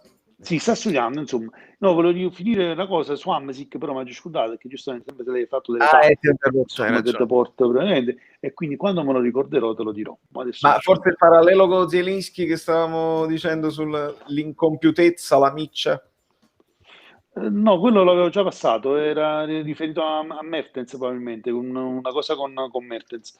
Però va bene lo stesso. Che Mertens insomma si sente più napoletano che belga in questo momento. Tra l'altro ha anche detto in un'intervista con il Belgio, perché poi ogni volta che va in nazionale almeno li sentiamo parlare. Infatti. Ha detto dimmi? Fanno outing quando vanno in nazionale. un poco di parlare. E ho sentito insomma che Mertens ha detto io devo rimanere ancora in Italia, a Napoli per un bel po', l'idea di tornare in Belgio. E la domanda era quella là, se lui restava a vivere a Napoli oppure lui, diciamo, lui vorrebbe forse ritornerò dopo che ho finito di giocare a calcio, tornerò in Belgio a vivere, ma c'ho qualche dubbio anche questo, perché Mertens è innamorato di Napoli, dei napoletani, cioè magari si apre una pizzeria e fu pizzaiolo, insomma, perché comunque è bravo anche a fare pizza. Però no, è un giocatore che veramente ha sposato, perché è un belga finto, è un napoletano, cioè uno scugnizzo, lo vedi proprio negli atteggiamenti che c'ha, in come si comporta. Quello è proprio uno scugnizzo napoletano, il classico scugnizzo napoletano. Non per niente si chiama Ciro, no, perché è uno scugniziello, insomma, per cui difficilmente, insomma, se ne andrà, e sono convinto, insomma, che questo calo che sta avendo è solo legato al ruolo diverso e alla confusione che molti calciatori del Napoli hanno attualmente, che secondo me molti giocatori del Napoli sono confusi. Sono d'accordo sul fatto che il nuovo modulo ha bisogno di tempo, perché io la facevo facile, io ancora faccio outing, anch'io faccio un po' di mea culpa, la facevo facile. Dal 4-3-3 tu sposti Elmas un pochino più avanti, ce l'hai sotto punta e quindi i due scalano. Non è proprio così. È un altro ruolo. Cioè, sulla carta sì. Sulla carta sì. Sto impazzendo. Aspetta, vai, Peppe. Non dimentichiamo che Sarri a Napoli iniziò con 4-3-1-2, no? Se non sbaglio. Yes. Poi dopo, spostando quell'1 da là, mettendolo al centro dei due, diventò 4-3 ed è stata un po' la fortuna del Napoli di Sarri. Quindi un Mochilu giocatore, per metterlo leggermente più avanti, è cambiato completamente. Quindi non è vero, insomma, che diciamo 4-2-3-1, 4-3-2-1, 4-3 sono uguali, insomma, hanno una... No, non sono uguali assolutamente, e soprattutto io sto piano piano studiando le cose della tattica. Cambia tutto nella fase di non possesso, i movimenti che devi fare quando non hai perché quando hai la palla si può sviluppare tutto, ti trovi il terzino sulla linea per fare il cross, sulla linea del calcio d'angolo, non ha importanza, ma quando sei senza palla i movimenti che devono fare i giocatori tra i due moduli sono molto diversi. Qualcuno mi proponeva, spesso l'ho sentita questa cosa, per avere un centrocampo un po' più coperto e per sfruttare anche meglio Mertens, mi proponevano il famoso albero di Natale 4-3-2-1. Ok, di ancelottiana memoria, che però, sì, a parte che quello Ancelotti si inventò questa cosa, ma furono i giocatori per come praticamente per le loro caratteristiche che naturalmente si sviluppava in quella modo là. Però tu credi che possa cambiare così tanto come si dice, il rendimento di Mertens, che gioca più o meno con quel modulo in quella posizione, non con lo stesso modulo però con il Belgio? Tu dici mettere Mertens nei due? Mertens e Insigne, mi ha detto qualcuno. Mertens, Insigne e poi Osimhen in attacco. Uno. Sì. Come punto. E va 3 Insigne. No, allora ragazzi, io vi rispondo. Mertens è un giocatore che potrebbe giocare nel 4-3-3, nel 4-3-2-1, nel 4-2-3-1, perché può fare la prima punta, l'abbiamo scoperto con Sarri, poi può fare il sottopunta e lo stiamo scoprendo, ma non l'abbiamo cioè noi non l'abbiamo scoperto ancora, ma l'hanno scoperto, mi sembra che giocasse così anche no, forse era esterno laterale, non nel PSV, nell'Utrecht. Erro? Sì, sì. E quindi voglio dire, secondo me può svolgere tutti questi ruoli d'attacco. A mio avviso, l'inflessione di Mertens è legata al fatto che lui era abituato al gol a Napoli. Ragazzi, i giocatori quando non segnano e sono abituati al gol vanno proprio in una nostalgia frenetica che ti deprime. Chiaramente questo ruolo non ti porta a fare tanti gol rispetto diciamo al 4-3-3 con Con te Mertens in prima punta. punta di diamante del 4-3, finalizzatore vero e proprio. Capito? Secondo me è questo che sta soffrendo un po'. Il fatto che deve ricamare più che segnare, e per un giocatore a volte quando non trova la prestazione, non trova il feeling col gol, l'attaccante è questo alla fine, se deve sentire il gol per giocare. Però gli amici ci stanno dicendo basta col modulo, ci vuole solo voglia, e io non riesco a dar loro torto, perché io sono convinto che come li metti, se i giocatori si fanno squadra tra di loro e cominciano ad aiutarsi un pochino di più, a parlare un pochino di meno, perché le parole di Gattuso noi le dobbiamo ascoltare, poi possiamo dargli colpe per la sostituzione al 90esimo, non significa niente. Sono il primo a criticarlo, però dobbiamo ascoltarlo quando parla e ci dà dei segnali. Se i giocatori tra di loro non si stanno aiutando, non c'è modulo che tenga, non c'è posizione che tenga, non si merita la vittoria. Poi può pure arrivare, attenzione, perché può pure arrivare che Politano invece di prendere un difensore prende la porta e segni e va bene, però poi rischi di mascherare dei problemi interni che con la vittoria non se ne parla e con la sconfitta magari se ne parla. Ecco, io vorrei sperare che questo passo falso, perché è un passo falso con il Milan, possa scoperchiare finalmente le problematiche che noi stiamo solamente ipotizzando, portarle alla luce e magari dare una svolta reale di continuità. Peppe, è un fatto di continuità pure. Non lo so, continuità, perché poi storicamente sto Napoli non ha mai avuto questa continuità rispetto ad altre squadre che fanno tantissimi filoni, no? I filoni di tantissime vittorie. Il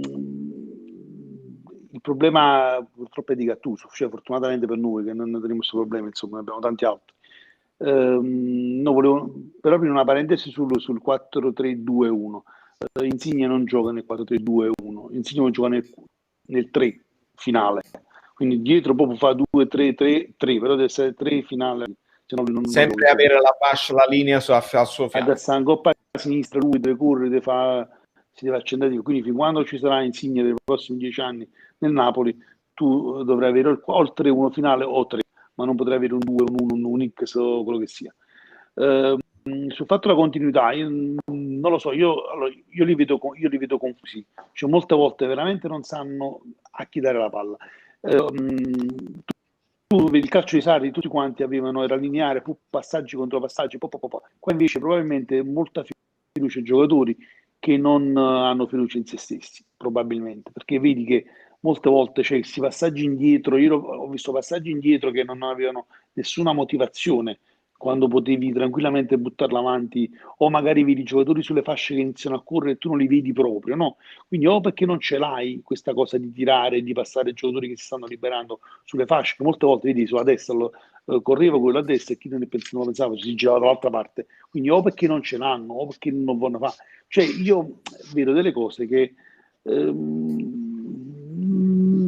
a volte mi convincono e non mi convincono. L'iniziativa personale, capito? Cioè, come se molti non diciamo, ma io che faccio? Chi sta correndo? Vabbè, fallo correre così dimagrisce. Non lo so, come se c'è tanta confusione, quindi io questa confusione poi si trasforma in risultato che non va, ma come la stessa confusione ce l'hai sotto porta, che sembra che c'è sta palla diciamo incendiata, tu la dici, oh, lanciala, non so chi darla, no? Questo ce lo vedo così. Ho la sensazione che ci manchi la convinzione. Io ripeto, perché poi il modulo è sempre fine a se stesso, l'abbiamo visto, che alla fine o 4-2-3-1 o 4-3-3, insomma, il Napoli gioca 4-3 tranquillamente come il 4-3-4-2-3-1, però vedo proprio che c'è sta qualcosa che manca, l'occhio della tigre, non so come vogliamo chiamare questa cosa che Pepino, il famoso Pepino che secondo me saranno avuti invece di tenerlo dentro, capito? Perché li vedo spenti nell'emozione. Cioè, ma pare che stanno giocando la sconfitta del Napoli. Sì. Secondo me sta facendo buffone. Antonio, qua qualcuno vorrebbe vedere Insigne mediano. Alla Pirlo, no. Ragazzi, Insigne conoscevo bene il... Comunque, vorrei ritornare un po' di un riassunto generale perché ho 1000 idee in testa. La prima, il fatto della felicità di giocare, di cui parlava Peppe, visti che si stanno deprimendo. Un po' mi hai convinto con questa tua disamina quando ho visto segnare Osimhen l'ultimo gol contro il Bologna e non l'ho visto ridere come quando ha fatto il primo. È vero sto fatto. È vero. E sai perché? E sai perché? Probabilmente perché nella settimana successiva poi tutti quanti parlavano non benissimo di Osimhen. Questi leggono sui social e tutto il resto. Questi leggono io lo ripeto sempre, ragazzi, lo dico tutti i giorni, stanno tutto il santo giorno su Instagram e leggono tutto. Ma ti ho mandato... È un altro, che sei andato tifoso, vedi? Io lui non lo conosco. Lui, lei? Lei, tutte lei su. Lei, ti sei sempre con mezzo e femmina. Certo. È una prerogativa, insomma. Io poi poi un po' più timida. Il calcio sparisce perché mi mancano tantissimo. Comunque, verissima la storia di Instagram. Stavo scorrendo stamattina, ieri, non mi ricordo, ieri sera, e ho visto post di Fabian con l'iPad in mano. Non so se qualcuno gli ha scattato la foto. I film, la serie. L'hai letta questa cosa? Benissimo. Sì. E lui dice, prima di andare a dormire, per staccare un po' dalla partita importantissima, voglio guardare una serie. Mi viene da ridere perché... Consigliatemi una serie. Consigliatemi una serie. E mi sto ricordando... Io ho consigliata una. Tu gliel'hai consigliata una? Sì. E qual era? No, però non stavo scherzando. Emily in Paris. Fast and Furious. Esatto, perché poi qualcuno con ironia ha detto come, per esempio, la serie Come tirare col destro anche se usi solo il sinistro. Insomma, ma voi credete che veramente loro non leggono tutto, specialmente le cose negative, perché quando ti arrivano sei un grande, ti voglio bene, i cuoricini, così, loro passano avanti così. Ma dove cade l'occhio è sulla mazzata.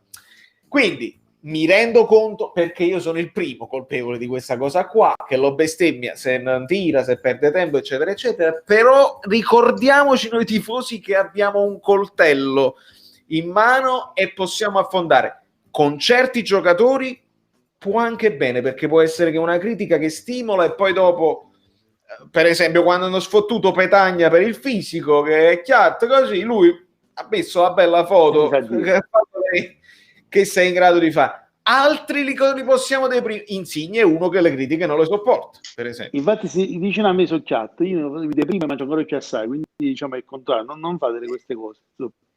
Esatto, quindi ognuno di noi la prende in maniera diversa e i giocatori non sono diversi da noi. Oltretutto sono guagliù. Cioè io, Anto, 37 anni li compio domani, tra l'altro. Grandissimo, quindi qua mi sono ricordato che li compio domani. Cioè, a me, se mi dicono, vengono sul canale e mi dicono non capisci niente di calcio, sei poco obiettivo, niente, mi esce e finisce là. Ma quando avevo 20 anni e postavo un video su YouTube, mi ricordo che postavo i video col basso, l'assolo, che in capo a me era una grandissima idea, postare l'assolo a torso nudo su YouTube, mi faceva male. Se mi scrivevano, ma che hai fatto? Sei ridicolo. ed ero ridicolo. Quindi la critica era anche giusta, ma io soffrivo. Quindi noi dobbiamo pensarci su questa cosa, che i ragazzi sono sui social 24 ore su 24, leggono tutto, qualcuno fa bene, qualcuno fa male, si mettono i like tra di loro, che fanno? Giocano a pallone e stanno sui social. È il motivo per cui io dico sempre che bisogna fare un canale che è Caffè Napoli 1926 in cui raggruppare i tifosi con la testa, perché quando perde la nostra squadra e tutti scrivono tutti i giocatori Munnez, a che serve? A che serve? Non ha senso, cioè proprio non voler bene, così come dico sempre, tutti questi avvocati che sono usciti dopo il 3-0 a tavolino, che cercavano di dare consigli a Grassà, ma facetevi fatto vostro, perché hanno scoperto tutte le potenziali mosse che avrebbe potuto fare il Napoli a carte scoperte, cioè hanno messo praticamente una difesa in mano alla Juve, ma state zitto, cioè si dice zitti in mercato, eppure noi siamo napoletani, cioè noi sti cose e le diamo nel DNA, zitti in mercato. Il fatto della zona, tu stai a New York, non la puoi apprezzare, la zona rossa che stiamo facendo a Napoli, che qualcuno l'ha definita rosé, ma rosé già è un termine forte rispetto a quello che è, però ognuno sta facendo quello che deve, ma capite che la situazione è complicata, tutti volevano la zona rossa, quindi abbiamo accontentato chi voleva la zona rossa, noi siamo contenti che facciamo quello che vogliamo fare, e poi c'è sto scemo che dava i video, guarda via Scarlatti, ma fatti tu, state zitto, abbiamo capito, siamo tutti a te, è la stessa cosa. Voglio dire, ragazzi, i nostri problemi, siamo un attimo intelligenti, questi veramente stanno sui social dalla mattina alla sera, quindi influenziamo anche noi il abbiamo un ruolo certo, questa certo. E quindi questa cosa qua masochismo sui giornali il giorno dopo e nessuno, non tutti se li leggevano. Oggi è tutto il giorno. Sì, ma il motivo, questa è la forza di chi c'ha diciamo controlla le redazioni giornalistiche, stiamo parlando di quelli del nord, è il motivo per cui ogni giocatore della Juve prima di arrivare è il nuovo Messi, fanno acquisire valore al giocatore economico, fanno anche pompare il giocatore e anche gli avversari, cazzo, sta arrivando Dybala, vabbè, vedi Dybala è un giocatore forte, bravo, però normale. È vero. Ragazzi, io vi fermo un attimo perché giustamente mi stanno facendo notare, e non me ne ero accorto, che in Italia è mezzanotte. Te lo stavo appunto dicendo. Ti stavo fermando, volevo dirti, guarda che in Italia... Augurissimi! Mi fa piacere veramente condividere in amicizia il compleanno italiano. Grazie, un bacio. Ne faccio uno anche domani. Un bacio a Antonio, un bacio Peppe e un bacio a tutti quelli che sto leggendo, i miei moderatori, tutti gli amici bellini, iscritti, non iscritti, perché io lo so che alcuni non sono iscritti ma perché sono pigri, lo so, io ho tutte le statistiche, ragazzi. Quando vedi visualizzato 3.000 persone, percentuale 65 non iscritti, ma che state facendo? Siete pazzi, allora siete completamente pazzi. Quindi grazie mille amici bellini, siete bellissimi, non bellini, Elpidio, Bepi, Angela, Mauro. Vorrei raccontare tutti i nomi, ma non posso farlo perché altrimenti andiamo nella... Come dice un abbraccio circolare a tutti. Sì, devo risolverla così. Ragazzi, un po' di positività per il Rijeka, non chiedo pronostici assolutamente, vi aspettate una partita o state pensando già alla Roma? Questa è la domanda in realtà. Europa League o già pensiero alla Roma? No, diamo 3 palloni prima a questi qui, è fondamentale anche ora fare gol, perché c'è un probabile Europa League bis di qualche anno fa, quindi facciamo più gol possibili contro questi qui, portiamoci la partita a casa e poi pensiamo alla Roma. Quindi prima io sono questo qui un po' come Gattuso, prima il Rijeka, perché l'Europa League è un obiettivo, anche se attenzione, ho visto un po' tutta l'Europa League e la Champions. Quest'anno l'Europa League è quasi più complicata della Champions. Ci sono delle squadre fortissime. È la short che abbiamo noi, no? Quando facciamo la Champions abbiamo il girone più complicato, più difficile, no? E poi vincono addirittura la Champions, e mo che stiamo in Europa League è diventata difficile l'Europa League. No, come si dice, vincere aiuta a vincere, quindi vinciamo la prossima, perché così vinciamo anche contro la Roma e iniziamo ad inanellare, insomma, dei risultati che possono portarci dove noi meritiamo, perché noi quest'anno, per i giocatori che abbiamo e per quello che siamo, possiamo tranquillamente puntare allo scudetto. Non sa da dice, non può dire, perché io non sono uno che... No, cioè no, a me vincere contro, cioè non dobbiamo avere paura cioè noi tutto quanto dobbiamo distruggere, dobbiamo asfaltarli tutti, perché noi abbiamo la possibilità di farlo, perché i giocatori ce l'abbiamo, e quindi vincimmo, sì, vincimmo. Mentre vi chiedo se fare turnover o meno, fatemi dire a Charles Bukowski che non si deve preoccupare, che un like va più che bene, non ti preoccupare. Turnover? Il giusto. Il giusto. Tanto ci stanno i giocatori, sì, magari Maximovic a posto di Koulibaly che sta un po' stanco, giusto per fargli capire che non è, cioè, che poi si può pure riposare, insomma, detto in francese. A destra e a sinistra penso giocheranno quei due là, perché comunque io sai, c'è il Covid. Centrocampo probabilmente giocherà Dem e Lobotka insieme, o Dem e Zielinski, e in attacco giocheranno probabilmente Petagna come ha fatto l'altra volta, con Mertens alle spalle, Lozano e Insigne, che Insigne giocherà sempre, almeno per il momento. Questo penso sia la squadra. Un mini turnover giusto per prepararsi alla Roma, anche perché comunque i giocatori devono essere pompati, perché alla Roma bisogna arrivare carichi, non è che per giocare. Io sarei cazzimoso, però, più cazzimoso. Bakayoko espulso, deve giocare. Chi? Perché non gioca domenica, no? Hai ragione, Bakayoko hai ragione, non posso deve giocare. Sì. E quindi sì, Bakayoko con Zielinski, O Lemme Lobotka, o Demme Lobotka, o Zielinski, non lo so, Zielinski. Ma Zielinski deve fare un po' Io vorrei vederlo la coppia Bakayoko-Zielinski una volta, Secondo me anche perché comunque non sta giocando Zielinski, sta ancora leggermente fuori forma dopo il riposo forzato di Covid, quindi sì. Poi io non metterei Insigne se fossi il buon ma anche per dare, io sono d'accordo, anche per dare un allo spogliatoio che non è intoccabile. Esatto, perché anche questa cosa si sta creando, che lui deve giocare a forza e non è non si maratona, insomma. Io vi ripeto, se veramente la sensazione che ho avuto io, cioè che quello che ha detto Gattuso in conferenza riguarda anche Insigne e Fabian, magari non solo loro, sentivo qualcuno diceva può essere coinvolto Rui, ha mandato a fanculo Insigne durante la partita, c'è stato un gesto di stizza, qualcuno ha scritto, ho perso nei commenti, poi me lo sono perso, che c'è stato un confronto tra Koulibaly e qualcun altro anche con Gattuso, insomma qualcuno è coinvolto. Se Insigne fosse coinvolto in questo, vorrei che Gattuso lo faccia capire anche con un gesto, nel senso non in tribuna come Mario Rui e cose, però una panchina se la può anche fare. Antonio? Sì, no, a parte ora, diciamo, la panchina per punirlo, dice. Io dico che ha bisogno della panchina anche per ristabilire insomma l'idea che nessuno è indispensabile. Non tanto per la punizione, perché se è punizione è tribuna con Gattuso.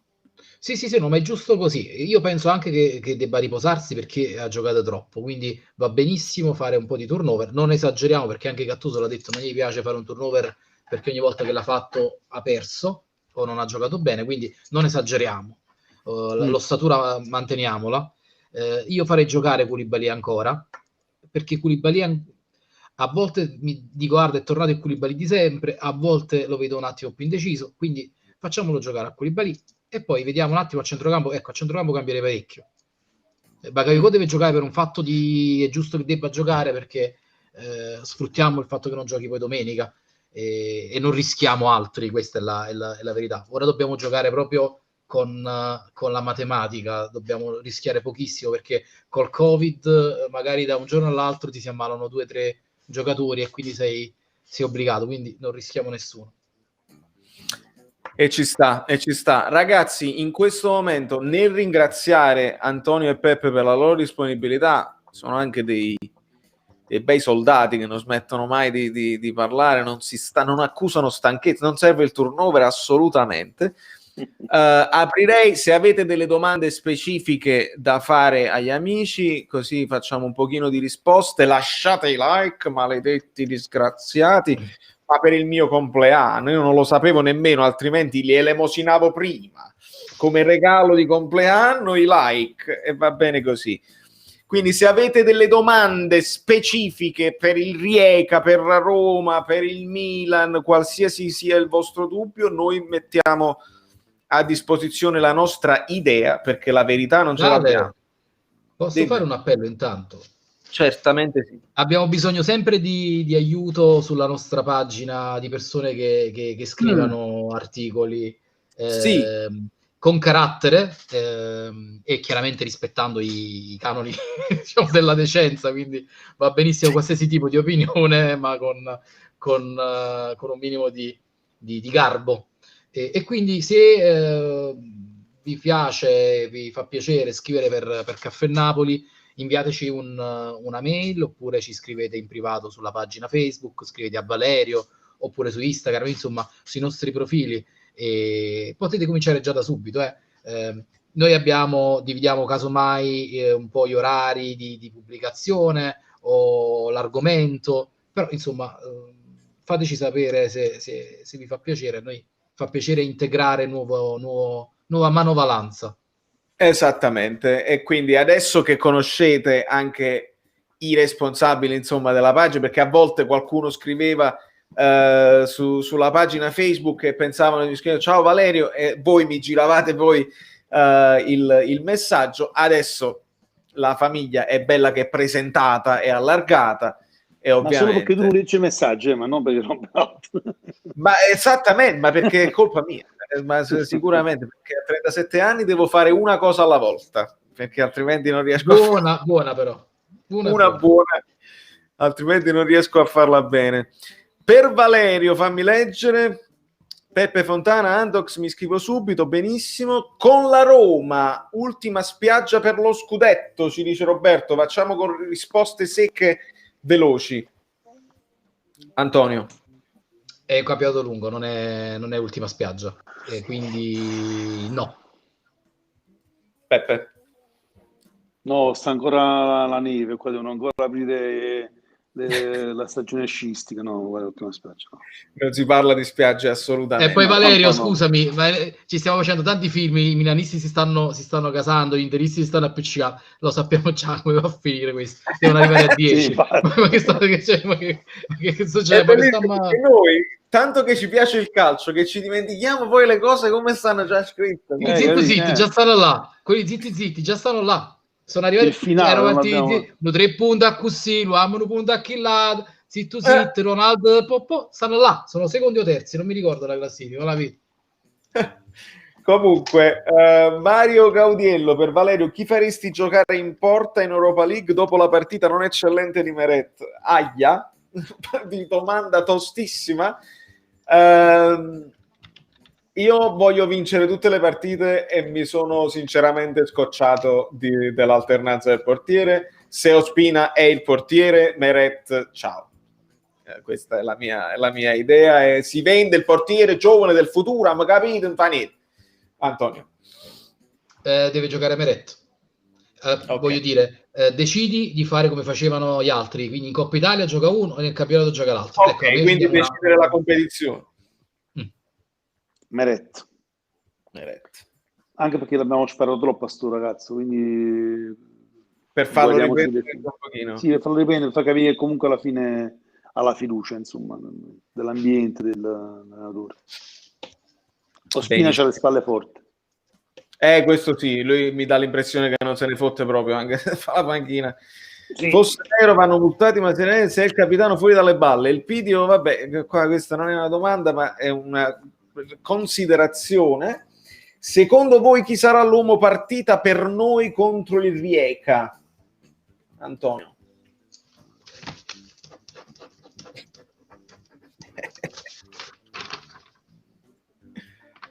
Elmas. Peppo? La lo domanda so. di riserva,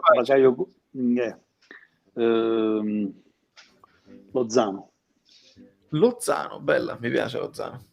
Siete favorevoli ad un ritorno di Mr. Sarri per l'anno prossimo? Per me sarebbe il migliore insieme a De Zerbi. Che ne pensate? Un saluto a tutti. Aristotele, tu sei arrivato fresco il ritorno di Sarri. Antonio. Deve parlare il tifoso. Allora, il tifoso direbbe Sarri nemmeno al Portici, che è la squadra Okay. la mia seconda squadra. L'Antonio invece è innamorato del pallone, direbbe Sarri a vita, però non so ora se è compatibile con l'ambiente. Bisognerebbe probabilmente ristrutturare un attimo la squadra, perché ci sono i giocatori per fare quel gioco, però poi ci sono troppe tipo Koulibaly che già conosce Sarri, ha conosciuto il distacco, poi ritorna Sarri, Sì, troppe variabili. Di Insigne, eccetera. Quindi no.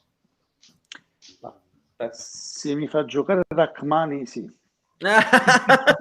Bellissimo. Tu andresti d'accordo con il Pidio che pure lui vuole vedere Rachmani a tutti i costi e sarete accontentati prima o ma poi. non è che Rachmani vi dà qualche cosa, no? 20 soldi se cioè, perché lui no, però per solidarietà questo... che è l'unico giocatore che non abbiamo ancora visto, allora vi sfizio anche per... Ragazzi, ma 38 anni no, 37, cioè se non ho fatto male i calcoli, se sono dell'83 e siamo nel 2020 dovrebbero essere 37. Poi si entra nei 38, non so come funziona. Anche in Italia, a Napoli sta trascendendo i 38, si dice a Napoli. Sì. No, ripeto la domanda, ditemi se sbaglio, ma forse Elmas può giocare a tutto campo dal centrocampo in su, tranne prima punta. Non mi sembra abbia mai sgarrato una partita in qualsiasi ruolo messo. Ti vedevo annuire, Peppe? Sì, l'abbiamo anche detto prima, insomma, Elmas può giocare sia esterno sia dietro le punte. Non come punta, naturalmente, però ce l'ha i numeri per giocare i ruoli dell'attacco. Antonio? Sì, ragazzi, è il 99, quindi sì, però io sono per le specializzazioni. Sapete come si dice a Napoli? Chi sa fatto cosa? Non sa fare niente, quindi magari probabilmente è forte in tutti i ruoli, però deve un attimo specializzarsi in quello che secondo me è più bravo, e nelle sue caratteristiche secondo me è il ruolo di o sottopunto o vice Insigne a sinistra. Pure a me.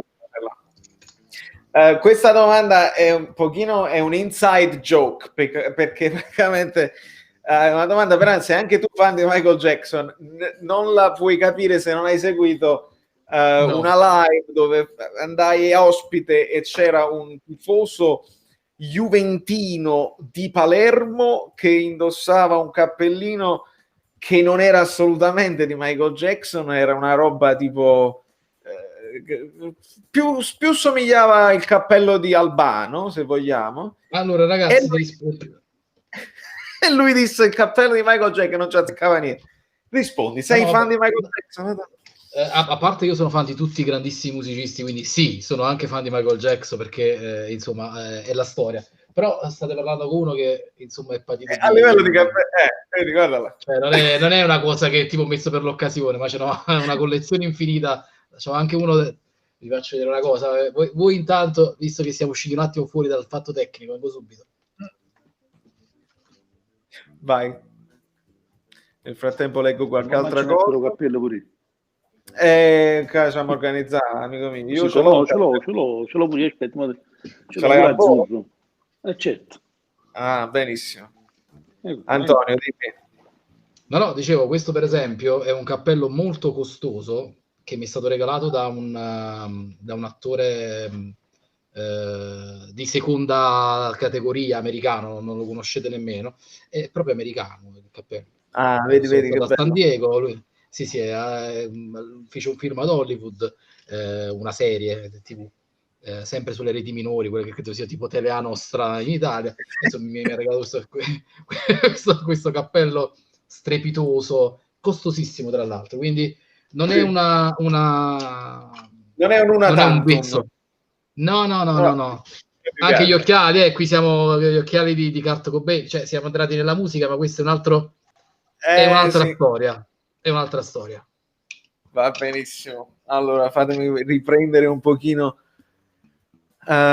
i commenti con qualche domanda. Può essere, ma non è l'ultimo. Sì, si parlava ancora della spiaggia. Per tutti, siete d'accordo che la prestazione della fascia destra condizionata da Fabian e che il cross che è scaturito, da cui è scaturito il gol, che ha scaturito il gol, è complice dell'assenza di marcatura Fabian, Lozano e Politano? Pepi rientra su una questione molto tecnica. Antonio?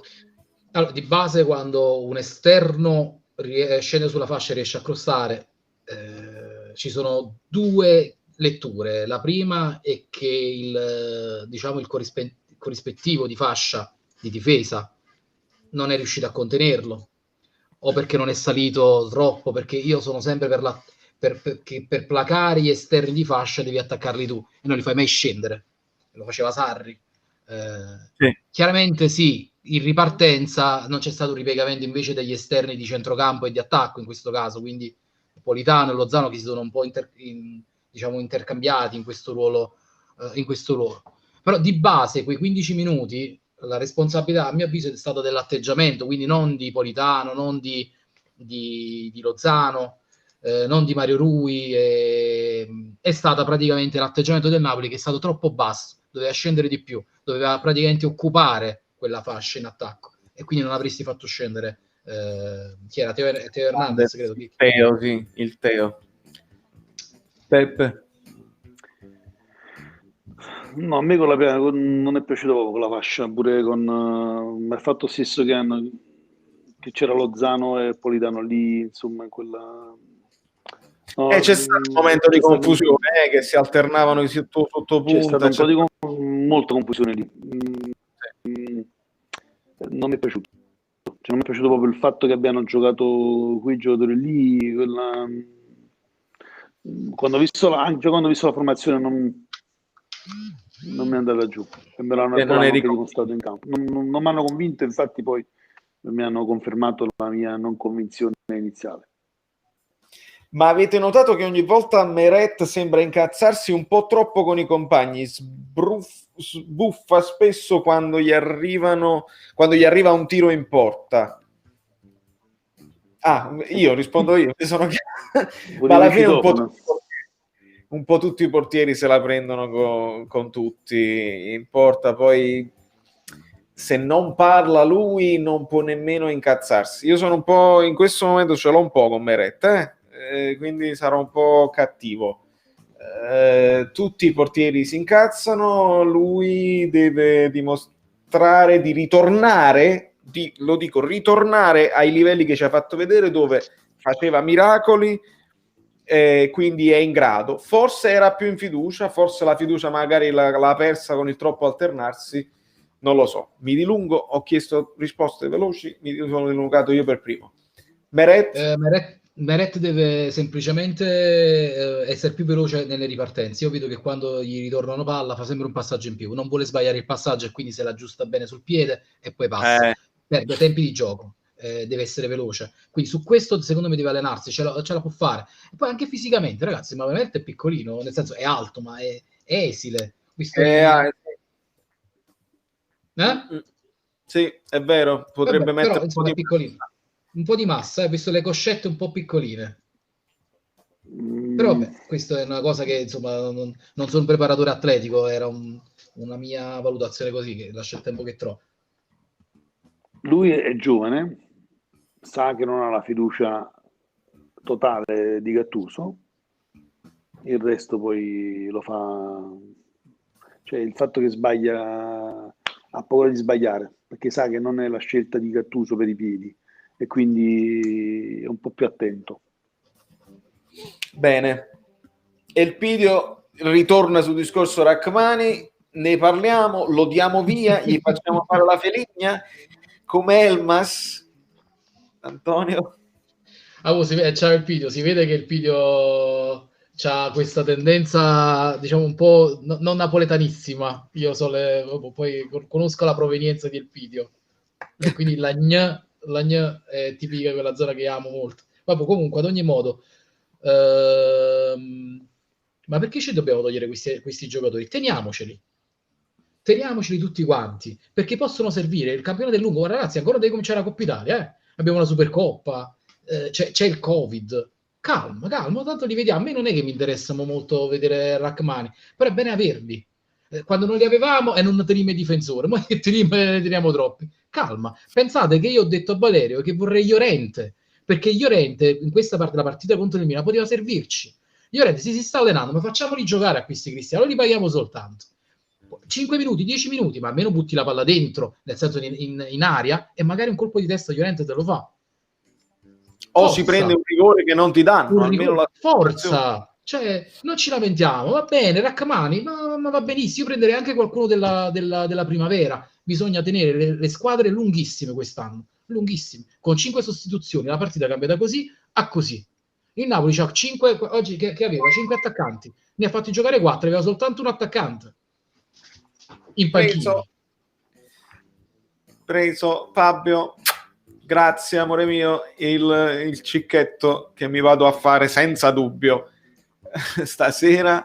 Peppe, Rachmani, tenerlo in panchina, venderlo? Ma sì, perché sono vedo un sostituto di Rachmani in panchina, quindi teniamoci Rachmani, aspettando che diciamo che ce lo fa vedere, insomma. Per fare che numero c'ha, perché non so manco che numero ha. Non me lo ricordo neanche io.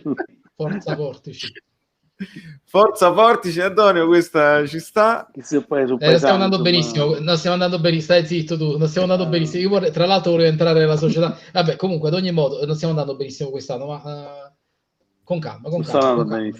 Perché abituati alla Serie A, il Portici ha bisogno del pubblico, un po' come tu. Questo è un altro fattore che è importantissimo, ragazzi, è la mancanza di pubblico, come questo in generale. Mettete i cartonati. E qualcuno poi diceva anche, vedi, Insigne gioca meglio perché non ha il pubblico che lo becca. Alcuni giocatori, alcuni no. E insisto, come il fatto dei social, per qualche giocatore può essere un vantaggio. Che ne so, vedi gli stessi giocatori del Milan che erano molto bravissimi. E adesso devono rendere conto solo a Ibra, non c'è pubblico che tenga, devono rendere conto solo a Ibrahimovic. Troppi vincoli Insigne. E altri poi soffrono il non avere. Secondo me, per esempio, Mertens si rompe i coglioni che non c'è pubblico. Devono togliere il pubblico, devono giocare con i 3 davanti, troppi vincoli ci mette Insigne. Le dichiarazioni di Insigne, lo sapete, non mi sono piaciute in nazionale. Troppo guagliuccello. Falle quando stai a Napoli. Cioè, non mi è piaciuto molto. Questo... Parla in faccia, nel senso, quando stai a Napoli, che parli del Napoli, in Italia eri protetto, diciamo. Non mi è piaciuto questo fatto, però capiremo, perché magari non l'ho sentita in diretta questa cosa, ma lo sai, i giornali poi prendono le frasi, le attaccano, tipo esce una cosa che non... Dovevo sentirla meglio, perché non l'ho sentita. Questo sono impreparato, però non mi è piaciuto il concetto. Ci siamo, io mi sto perdendo tutti gli altri commenti, vedo. Allora, fatemi recuperare. Non c'è stato contenuto, guarda che non hai compreso solo perché sono fuori dalla cinta muraria. no, perché devi sapere, io sono stato lì a lavorare alla Pirelli, Peppe mi conosce, la Pirelli Pignataro, no? Arco Felice.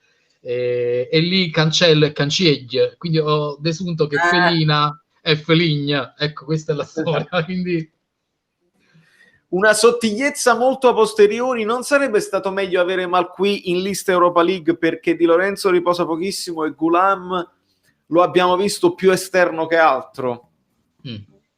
Antonio, si è data la risposta, sai perché alla fine è un fatto numerico. Ti sei portato Gulam perché comunque è un jolly che poi avrà pensato questo, che può essere sia basso che alto, e quindi è una possibilità in più, secondo me. Poi Gulam, poi alla fine, se tu pensi ai due titolari, diciamo, l'idea del titolare di Lorenzo, Mario Rui, Yusai che può giocare da una parte e dall'altra, e poi dovevi scegliere tra Gulam e Malqui, e lui avrà probabilmente pensato: Gulam a volte me lo gioco anche esterno alto. Sì.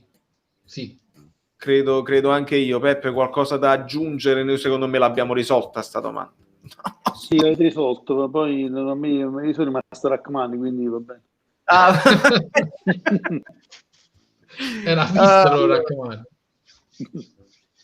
Per rispondere a Fabietto che mi chiedeva se era sempre Restream, sì Fabietto è sempre Restream, quindi se pure ti invito fai il muto, il mimo, perché Fabio ha avuto gli stessi, anzi ti devo mettere in contatto con Antox, perché Antox ha avuto più o meno le stesse problematiche che ha avuto Fabio a livello di stream, che il software, il browser ti diceva così, quindi dopo vi farò dire in privato se è risolvibile. Tu mo stai da computer?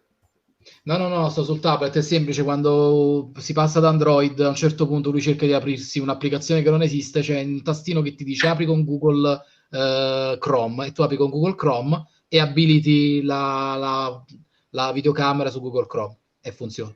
Purtroppo Okay. Android è deficiente, pubblicità occulta, viva sempre iOS. iOS Dios.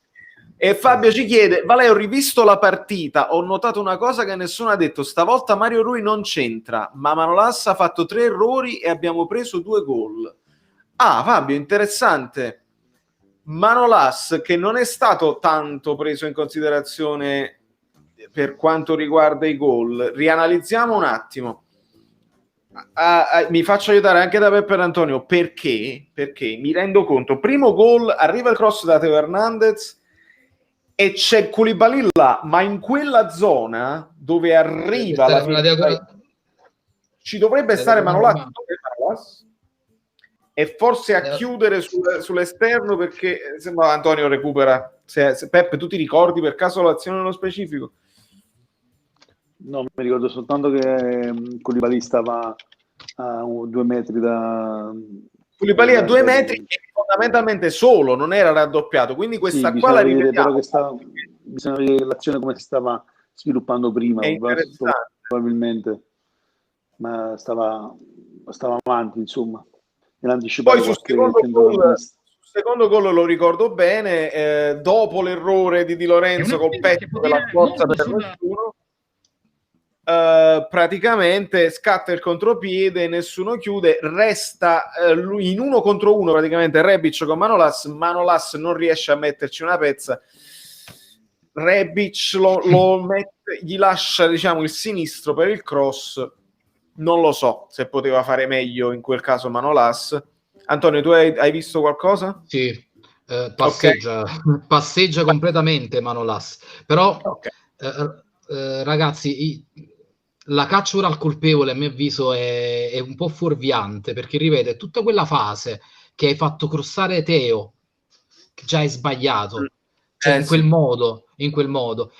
Poi se vedete l'azione, me la sto rivedendo, a un certo punto si vede una separazione tra la difesa e il centrocampo, cioè c'è un vuoto tra Manolas, Koulibaly e i centrocampisti nella schermata non ci sono proprio. Ad ogni modo lì è un errore della fase difensiva, ecco, diciamo così. Fase difensiva, esatto, di reparto, oltre che il problema individuale di Koulibaly troppo lontano.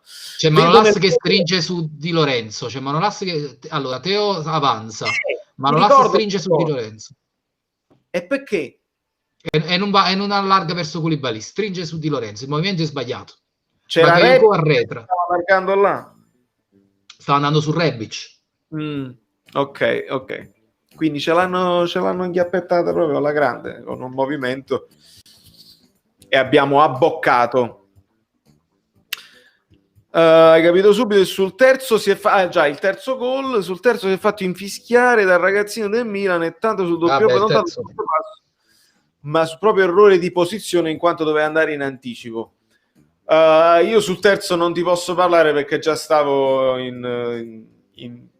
già stavo sotto la doccia mentalmente. Parla sanguinosa persa da Di Lorenzo, anche sul terzo.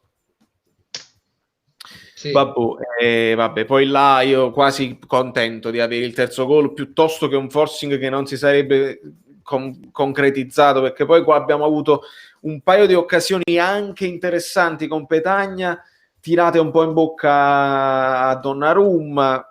fa un po' il pescidello di Cannucci, diciamo. Che poi Donnarumma, devo dire la verità, Donnarumma caccia certe parate contro noi, non so se vi ricordate quando... La prima su Mertens è miracolo per me di Donnarumma. Miracolissimo. Mertens l'aveva presa proprio. Sì. Rebic tra i due, esatto. Manolas marcava Çalhanoğlu perché mancava Fabian. Vabbè, quindi se andiamo a vedere, alla fine c'è stato proprio un problema generale di squadra, di reparti non ben legati. La camminata alla GTA, ecco, sì, giustamente.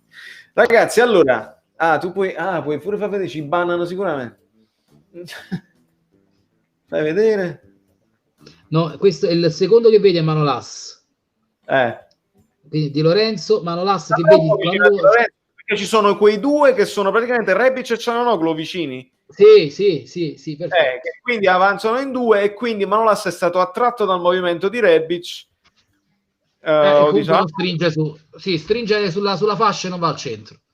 E quindi quello che doveva poi contrastare il cross indisturbato di Teo doveva essere o Lozano o Fabian. Sì.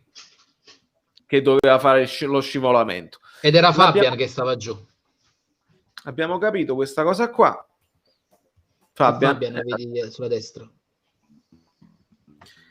Insomma, ragazzi, purtroppo direi anche per fortuna, non siamo noi gli allenatori del Napoli, non siamo i match analyst del Napoli, sicuramente loro tutte queste cose le avranno viste, le avranno analizzate già, avranno cazziato e speriamo di non rivedere gli stessi errori, perché poi questo che fa incazzare il tifoso del Napoli, io lo so, rivedere lo stesso errore non è accettabile, perché a questi livelli devi sistemare e migliorare. Poi quando l'avversario è più forte, c'è anche quello quando tu dici ma ho pigliato la palla dal centrocampo, li ho scartati tutti, c'è anche quello, ma non è questo il caso e non stiamo vedendo questo finora in campionato, stiamo vedendo situazioni evitabili. 3 gol l'ha fatto un nuovo giocatore. 3 gol l'ha fatto, non so cosa intendi. Forse il terzo gol l'ha fatto il Auge. Se vedete Ibra è vicino KK, lo ha perso. Sì. La partita di ieri ha fatto tristezza, a mio modesto parere, soprattutto dal 2-1 in poi. L'inerzia doveva cambiare atteggiamento passivo, posso dirlo, ancelottiano. Ecco, l'ho detto. Aia.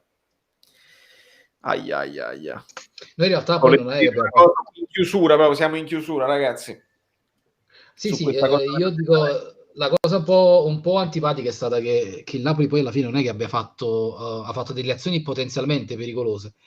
Poi è stata soltanto la triplice occasione, ma vere azioni da gol, proprio palesi, non ce ne sono state. E io su questo soltanto, diciamo, porrei l'attenzione se fossi in Gattuso. Un Napoli iperoffensivo con 4 attaccanti non fa dei tiri nello specchio della porta pericolosissimi. Ne ha fatti uno il primo tempo, paratissima di Donnarumma, e poi la triplice azione del secondo tempo, poi tutti tiretti, mezzi errori, potenziali azioni da gol. Comunque, ad ogni modo, vi saluto dicendo che probabilmente, io reputo questa partita è stata influenzata dagli impegni della nazionale. Lasciamo questo bicchiere mezzo pieno. Non deprimiamoci, ecco. Beh, no, questo assolutamente. Noi facciamo i pompieri quando vinciamo 2 partite consecutive, perché poi si parla di scudetto e non si deve parlare di scudetto, e dobbiamo anche evitare di entrare troppo in depressione, perché poi quelli leggono i social e facciamo peggio di noi stessi. Antonio, io ti ringrazio infinitamente per la tua disponibilità. Ti abbraccio e ci vediamo presto, ragazzi. Seguite Antonio Cicco. Sei Antox Cicco su Instagram? Non mi ricordo. Sì. Antox Cicco. Vi faccio vedere pure la scritta Antox, perché giustamente se io tolgo, ecco qua, Antox. Caffè Napoli 1926 su Facebook e su Instagram. Grazie Antonio. E Peppe Fontana, grazie Peppe, grazie a tutti e due che avete creduto in me all'epoca. Ci siamo fatti, io ero tornato in Italia da New York per una breve visita, mi avete a Fuorigrotta, ci siamo presi. No, era un caffè, ma era non va, ma chi pagò? Questa pure è una bella domanda. Ma Credo tu, Peppe, perché tu sei l'imprenditore della situazione. Sì, io noi eravamo io. quelli più artisti, il cappello, gli occhiali senza la lente. No, non lo so, sto dicendo così. Non me ne frega. Ha pagato, qualcuno ha pagato. Qualcuno ha pagato perché noi paghiamo sempre e quando c'è da pagare i soliti napoletani, i soliti norvegesi che avevano paura. Un abbraccio agli amici, vi ringrazio, ci vediamo presto, andate a seguire anche Caffè Napoli 1926 su Facebook e su Instagram. Un bacione a tutti ragazzi miei. Ciao, buonanotte. Ciao. E ragazzi miei, io mentre insomma saluto gli amici che ci hanno fatto una lunghissima live, non so nemmeno a quanto stiamo, se abbiamo cominciato alle 3:30 che in realtà erano siamo a 3 ore e un quarto. Mamma mia. Comunque un applauso a tutti voi, un applauso a tutti noi, perché veramente siamo stati esaustivi, abbiamo penso affrontato tutti gli argomenti possibili e immaginabili e anche con una certa calma, abbiamo affrontato un pochino tutte le cose che dovevamo affrontare. Sono veramente contento e in Italia è già il mio compleanno, quindi mi ha fatto piacerissimo fare questo passaggio di mezzanotte col fuso orario con voi. Domani ci rivediamo, quelli che sono qua in live ancora a mezzanotte e 45 siete straordinari, veramente lasciatemi un like da soli e lo so, vorreste vedere il moderatore Marat, perché voi meritate anche di vedere i moderatori, magari adesso lo faccio entrare. Però volevo ricordarmi, domani farò probabilmente il video della giveaway, quindi voi che siete qua sapete di cosa si tratta. Faccio una giveaway semplice, singola per il mio compleanno, perché voglio darvi qualcosa in cambio del vostro supporto, quindi tenete un occhio al canale Telegram, tenete un occhio al canale YouTube, perché ovviamente proporrò il video che dovrete commentare per partecipare alla giveaway. Dopodiché la sera andrò live dal buon Asso di Roma, quindi non perdete quella live se vi trovate a fare. E secondo me da Asso ci divertiamo, Da Asso ci divertiamo. Vi abbraccio, ma prima di abbracciarvi ovviamente vi faccio entrare il grande Marat che ha preso il link, Marat Tyrod Mod, poi le altre volte vi faremo entrare anche l'amico Showtime e l'amico A613 che voi non avete visto oggi perché giustamente teneva a che fare. Eccolo alla grande, 150 like, un abbraccio, ecco l'amico Mod.